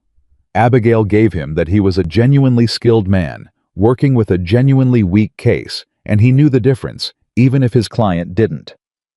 When he sat down, he set his pen on the table with a quietness that said he knew how this was going. Judge Calhoun looked at the documentation for a long moment.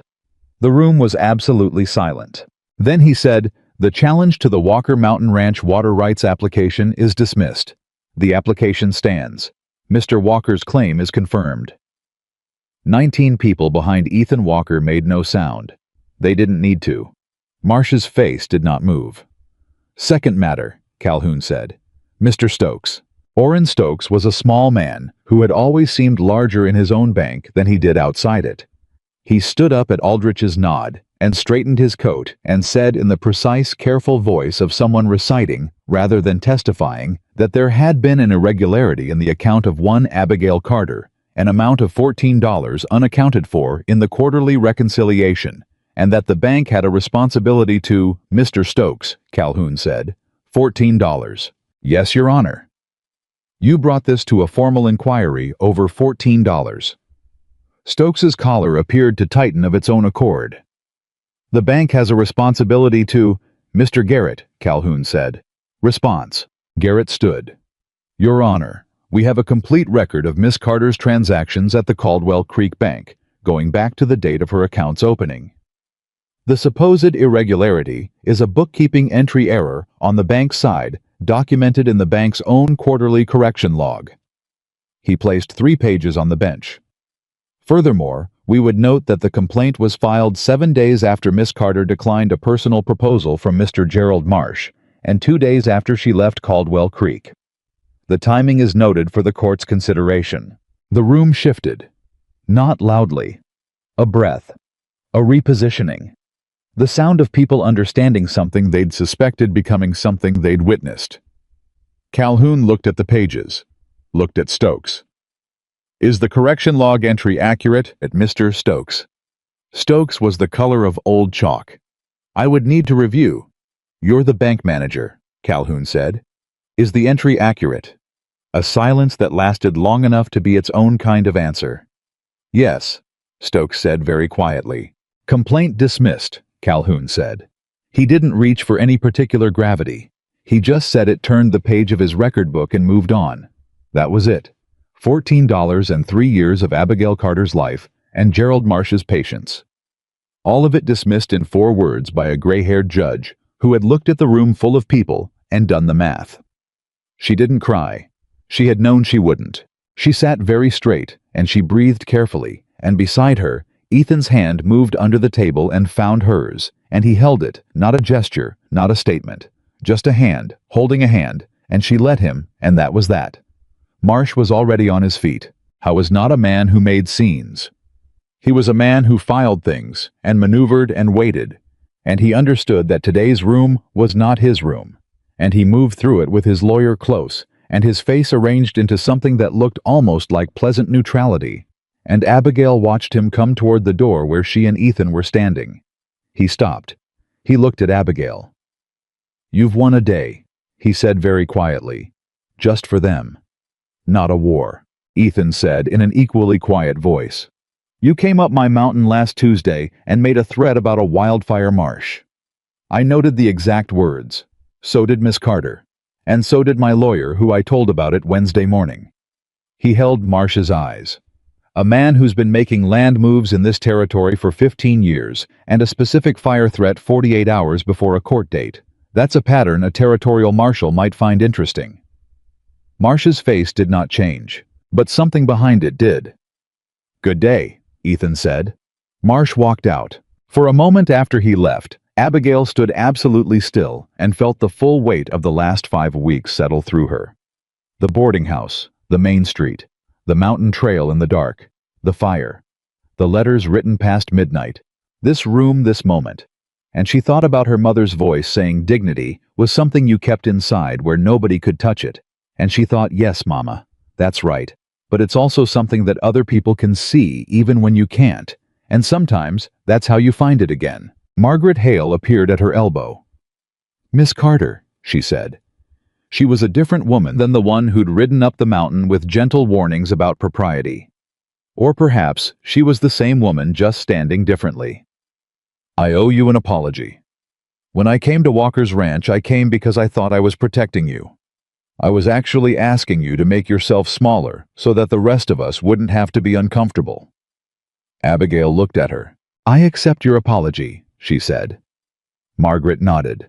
Then, in a different voice, she said, Where do you plan to go from here? Abigail glanced at Ethan, who was talking with Garrett and 2 of the ranchers. His hand gestures carrying the particular economy of a man wrapping up a concluded argument and moving forward. Back up the mountain, she said. The south fence still needs work. Something moved across Margaret Hale's face, understanding maybe, and something warmer than that, and she said, Good. The ride back up the mountain was not quiet because there were people riding part of the way with them. The Hale wagon and the widow Jessup and Ed Calloway, all heading north before they peeled off at their respective trails. And there was the loose, warm talk of people who had done a hard thing together and come out the other side.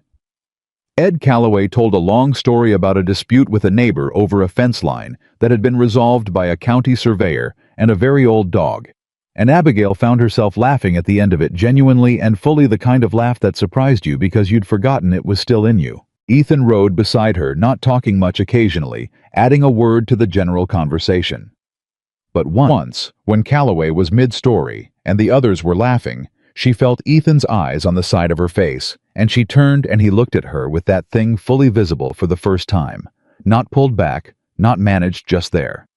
And then he looked at the road ahead again, and she looked at the road ahead again, and neither of them said anything about it. By the time they were back on the mountain trail, and the last of the other riders had turned off, the afternoon was full, and the sky above the pines was a hard bright blue, and the smoke smell from Tuesday's fire was almost entirely gone.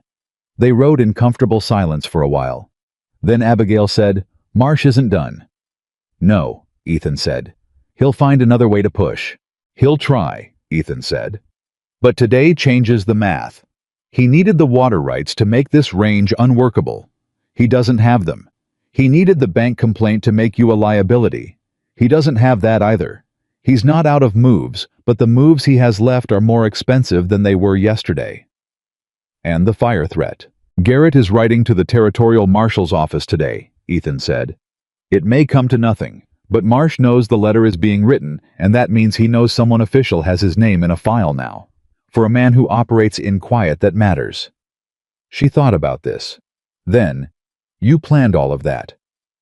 The letter was Garrett's idea, Ethan said. Telling Marsh about it was mine. She looked at him. You're more strategic than you let people see, she said. I'm a mountain rancher, he said. People see what they expect.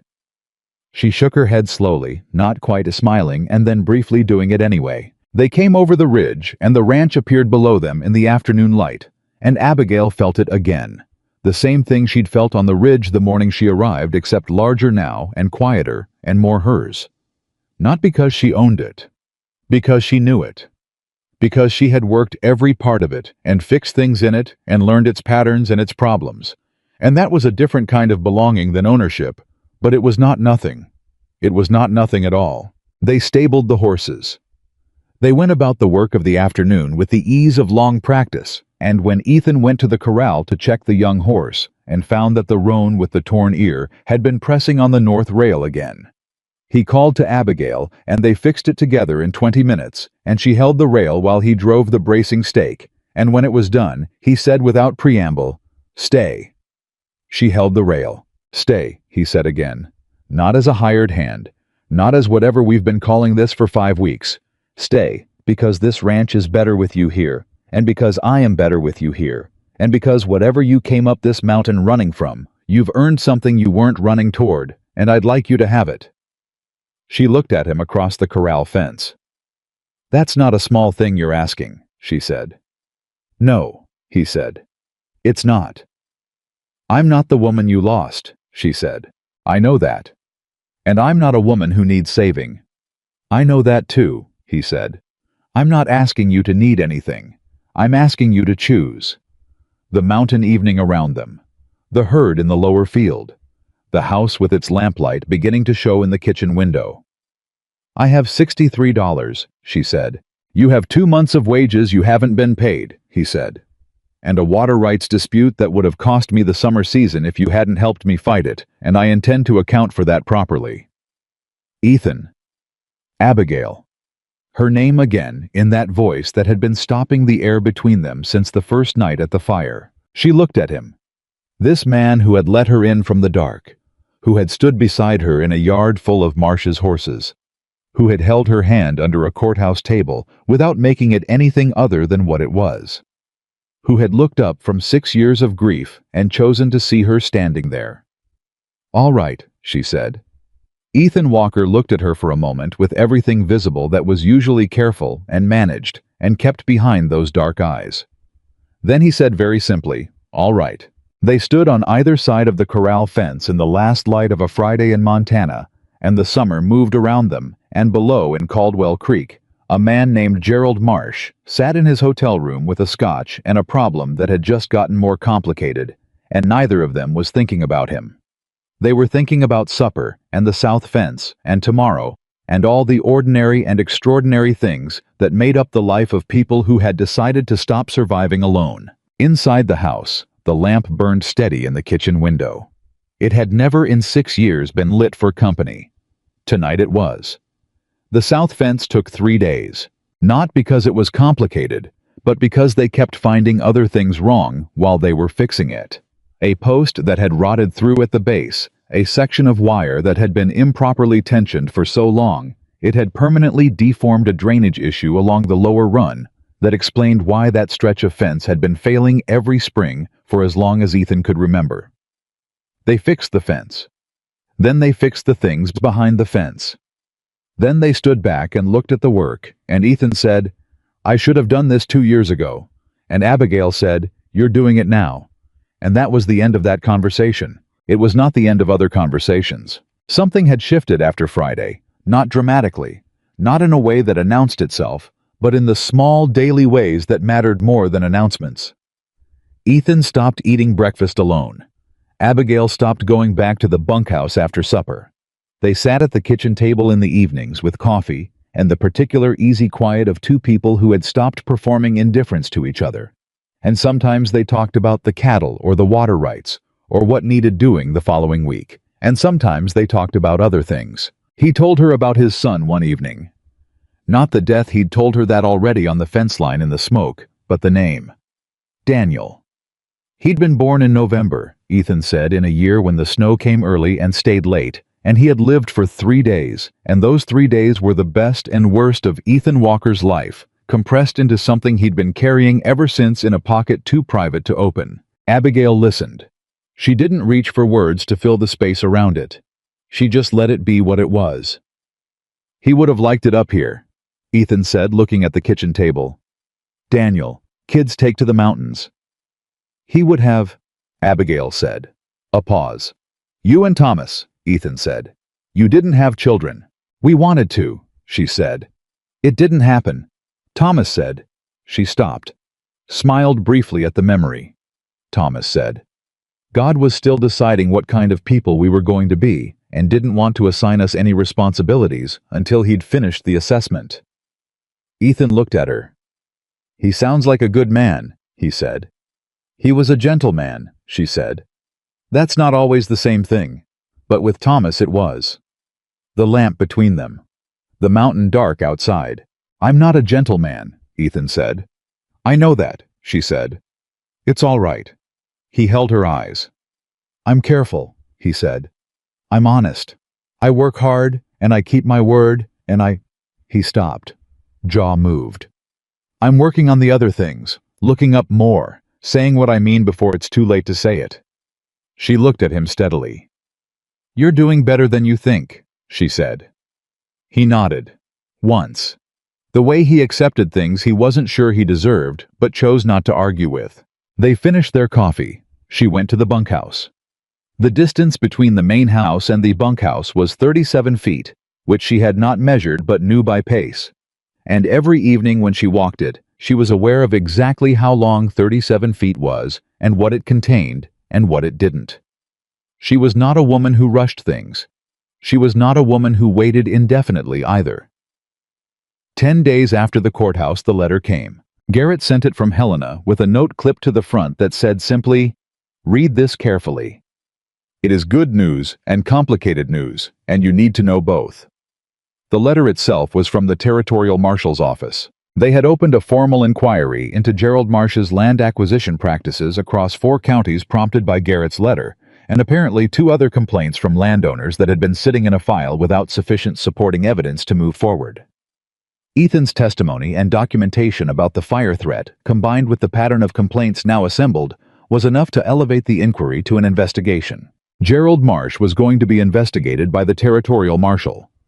Ethan read the letter twice. Then he handed it to Abigail. She read it once and set it on the table. "That's the good news," she said. "What's the complicated news?" "They want us to testify," Ethan said. "Both of us, formally, in Helena. The investigation could take months, and until it's resolved, Marsh will know he's under scrutiny, which makes him unpredictable." "Unpredictable how?" she said.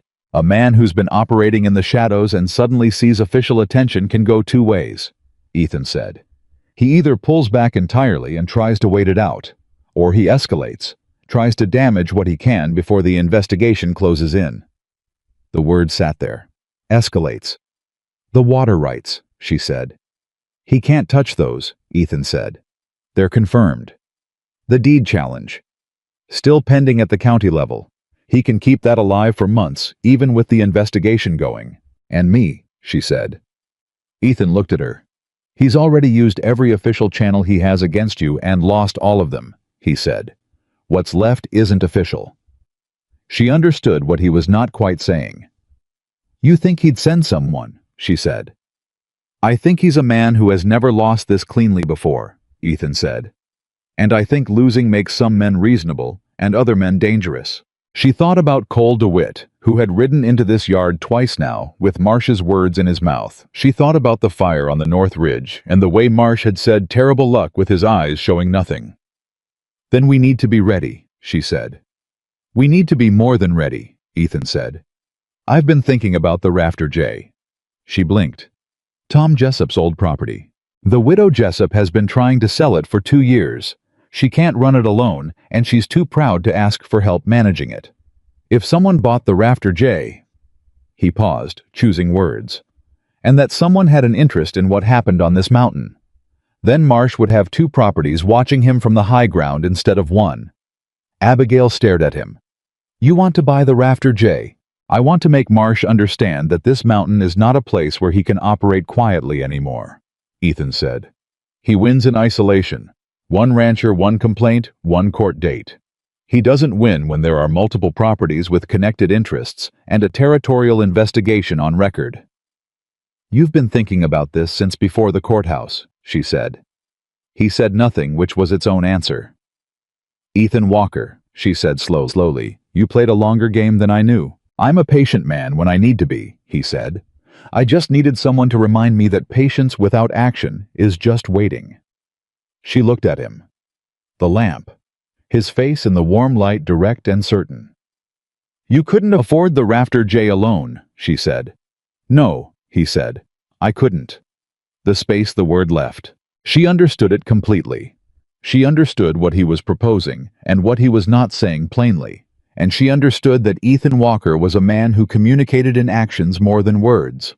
And that this, all of this, the letter, the plan, the look on his face right now was an action with a great deal in it. "That's a business proposition," she said carefully. "Partly," he said. "What's the other part?" He held her eyes. "You know what the other part is." She did. She looked at the table for a moment. Then she looked back at him. "I need you to say it plainly," she said. "Not because I don't understand it, because I've had things left unsaid before, and I'm not doing that again." He nodded. He understood that. She watched him find the words with the same careful attention he brought to everything. "I want you to stay," he said. "Permanently. As my partner in this ranch and in whatever comes after it. I want to marry you, Abigail, if you'll have me. And I want to do it because I've watched you for 6 weeks, and you are the most capable and honest and frankly formidable person I have met in 40 years of living. And because this ranch is better with you in it, and I am better with you in it, and I have been alone long enough to know the difference." The lamp burned. Outside the mountain night. "I'll have you," she said. She said it the way she said most true things, directly, without performance. The way you'd hand someone a tool they'd asked for. Something in Ethan's face changed in a way she'd never seen before. Something opened. Briefly, fully, like a window that had been shut for years.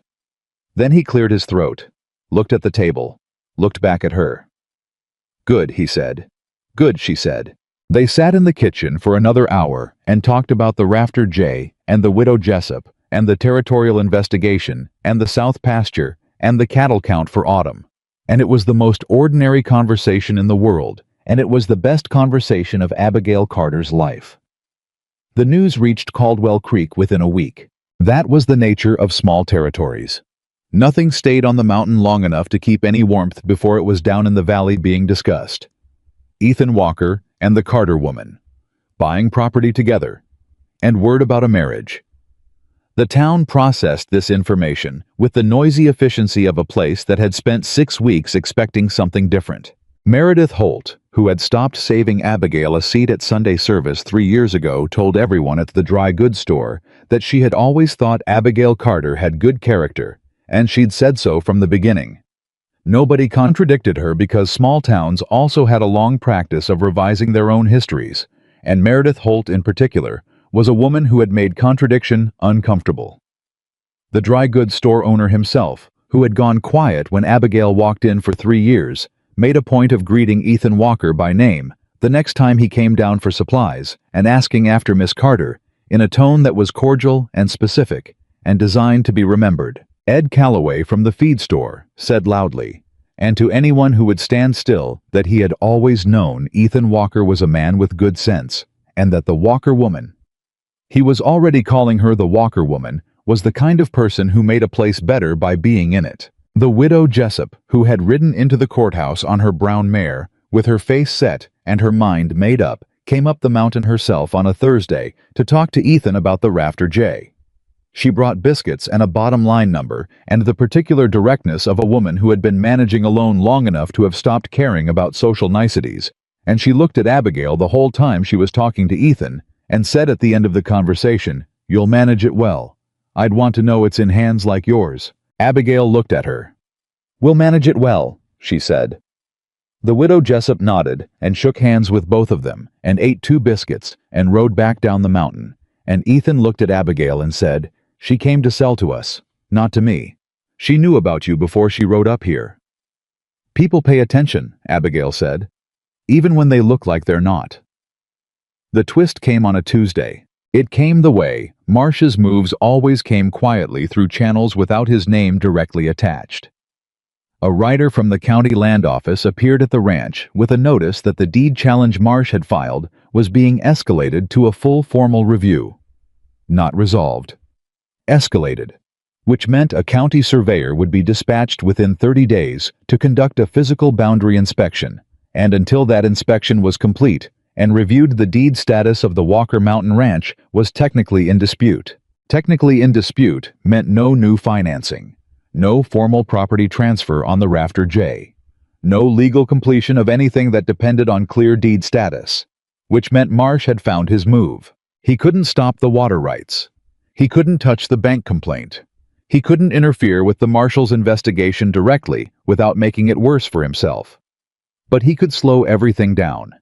Tie up the deed in a 30-day inspection process that cost time and money and the particular exhaustion of people who had already won and were being made to keep fighting.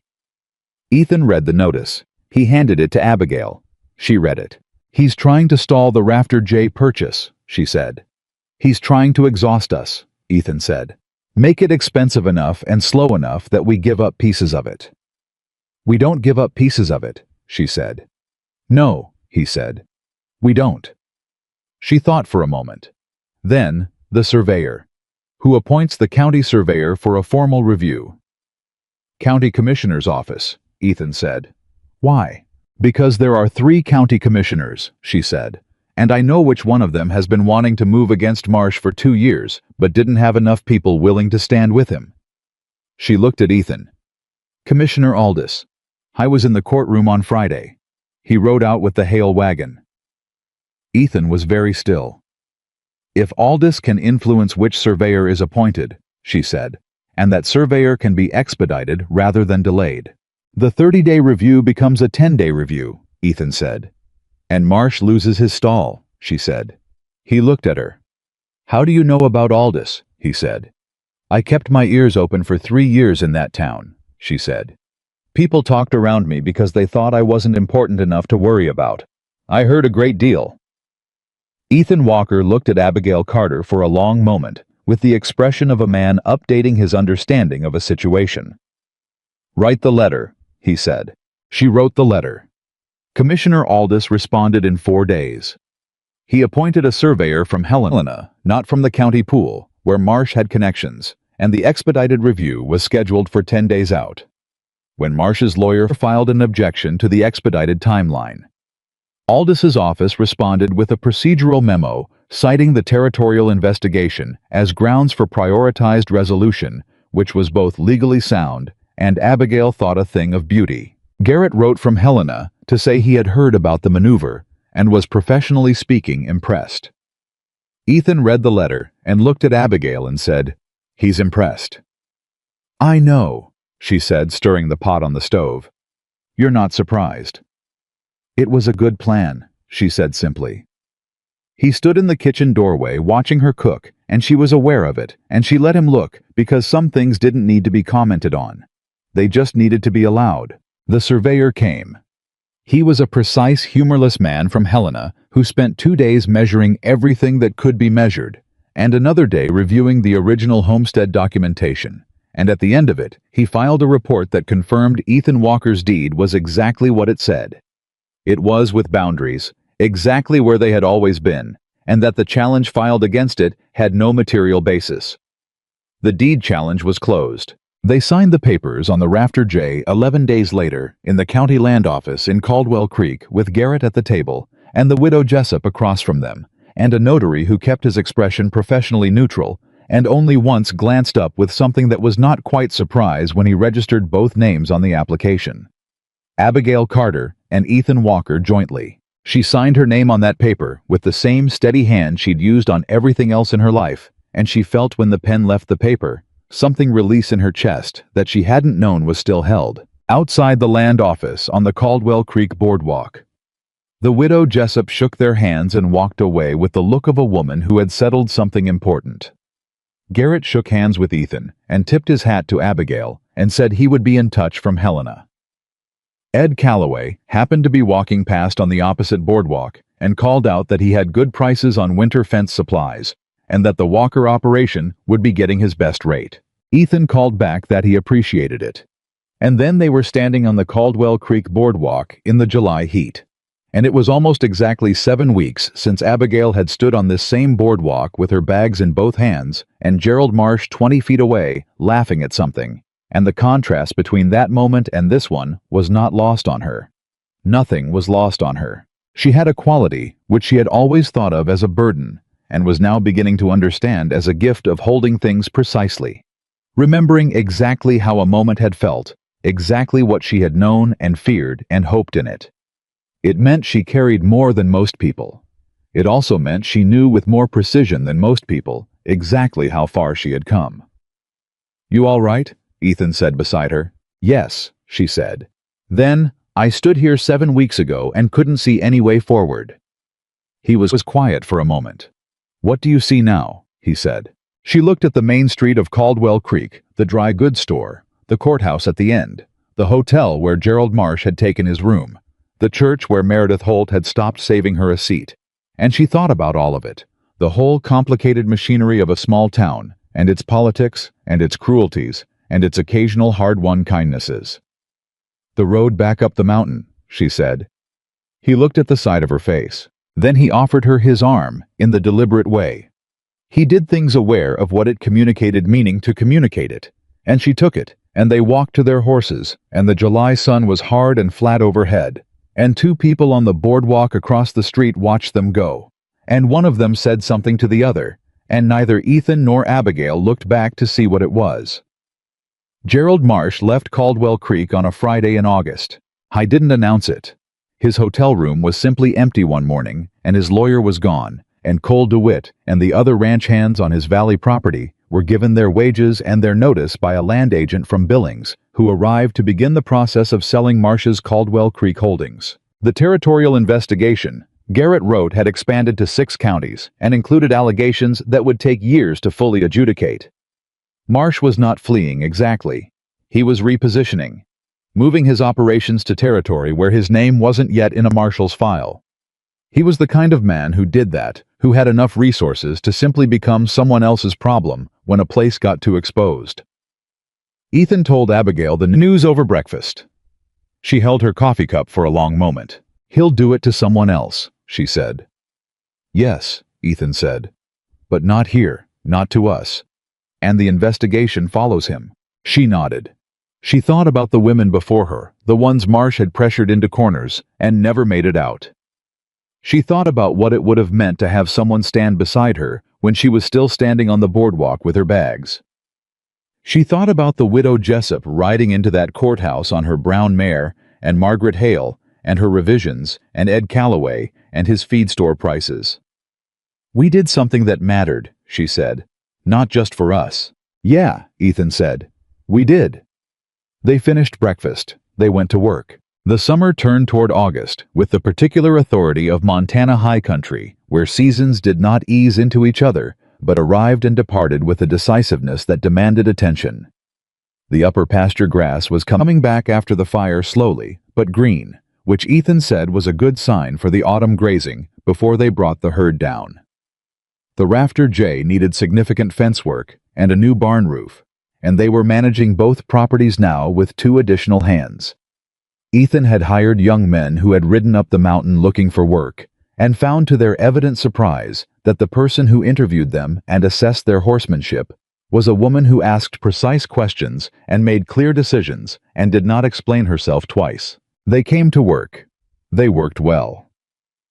One evening late in August, Abigail was at the corral working the gray horse Smoke, who had decided she was acceptable sometime around the 3rd week and had since graduated to trusting her entirely when she heard Ethan come out of the barn and stop. She didn't look up. She heard him lean on the fence. After a while she said, "What?" "Nothing," he said. "Just watching." "You're always watching. You're always worth watching." She looked at him then, because that was not the kind of thing Ethan Walker said, and the fact that he was saying it meant he had decided to say it, which with this man meant it had been true for a long time. "Don't start being charming," she said. "I won't know how to manage it." Something broke open in his face. A full smile, the first one she had ever seen from him, complete and unmanaged, the kind that changed a face entirely. She stopped working the horse. She looked at him. He looked back. "Reverend Collins is in town on the 2nd Sunday of September," he said. "If you're still of a mind." "I'm still of a mind," she said. He nodded. The smile had settled back into his face in a quieter form, the kind that stayed. "I'm going to start supper," he said. "I'll be in when I'm done," she said. I went back to the house, and she worked. Smoke threw another 20 minutes of circles in the cooling evening air, and above her, the Montana sky went from blue to the deep particular gold of high summer ending, and the herd moved in the lower pasture, and from the house came the smell of wood smoke and coffee and something on the stove. The second Sunday of September came with clear skies and a cold edge in the morning air that said autumn was considering its arrival. Reverend Collins was a thin, serious man who performed his function without embellishment, which suited both parties precisely. There were 12 people in the church: Margaret Hale and her husband, the widow Jessup, Ed Calloway, who had brought his wife and appeared deeply moved, though he would deny it later, 2 of the neighboring ranchers who had ridden in from their properties, 3 people from Caldwell Creek who had made their own private reckonings and decided to be present. The 2 ranch hands from the Walker operation scrubbed and uncomfortable in their good shirts. Garrett had sent a letter from Helena. He could not attend. The letter said, among other things, "She chose well, and so did you, and I have seldom found a professional matter so personally satisfying." Abigail wore the blue dress, Thomas's favorite. She had thought carefully about that, and she had decided that honoring what had been was not in conflict with choosing what came next. Thomas would have understood. Thomas had been above everything else a man who understood that love was not a finite resource. Ethan wore his good shirt and his hat, and when she walked up beside him, he looked at her the way he had been learning to look fully without managing it, without pulling it back. And she held his eyes, and Reverend Collins said the words, and they said their own, and it was over in 11 minutes, which was about 10.5 minutes less than most people expected, and exactly right for both of them. Outside the church, in the September morning, Margaret Hale embraced her. It was unexpected and brief and genuine. "You changed this valley," Margaret said quietly. "I want you to know I understand that." "The valley changed itself," Abigail said. "I just didn't leave when they expected me to." Margaret looked at her for a moment. Then she laughed, a real one, unguarded, and said, "No, you certainly did not." They rode back up the mountain together in the late morning. The 2 of them, the trail familiar now under their horses' feet. The pines unchanged, the rock faces catching the autumn light. They didn't talk much. They had said what needed saying. The rest could be lived. At the top of the ridge where the ranch came into view below them, Ethan stopped his horse. She stopped beside him. He looked at the ranch for a moment. The main house, the barn, the bunkhouse with its window facing the mountain, the corral where the gray horse stood in the morning light, and she watched him look at it with something she had not seen in his face before. Not pride exactly, something quieter, something like recognition. "It's home," she said. "It's home," he said. He reached across and took her hand the way he had under the courthouse table. Not a gesture, not a statement, just a hand holding a hand. And they sat there on the ridge for a moment longer, looking at what they had built and defended and chosen. Below in the valley, Caldwell Creek went about its business. The world continued its complicated turning. Gerald Marsh was somewhere in 2 counties over, finding new angles, and the territorial investigation was grinding its slow official way forward, and the Rafter J needed a new barn roof, and the cattle would come down from the upper pasture before first snow, and there was a winter's worth of work ahead, and after that, a spring, and after that, everything that seasons brought to people who had decided to stay and be counted. None of it was simple. All of it was theirs. Ethan Walker and Abigail Carter had come to each other out of separate darknesses. He from 6 years of grief on a mountain, she from 3 years of being unmade by a town's indifference, and they had found in the space between work and honesty, and the small deliberate kindnesses that do not announce themselves, something that neither of them had been looking for, and both of them had needed. Not rescue, not even love as the first thing. First, there was work. There was being seen clearly and not flinched from. There was someone saying your worth out loud in a yard full of other people and meaning it. There was standing beside someone when the ground got hard. Love came out of that the way most real things do, out of showing up, out of choosing each day to look up from the work and see who was standing there, out of saying simply and without decoration, "All right," and meaning forever by it. The mountain held them both. It always would.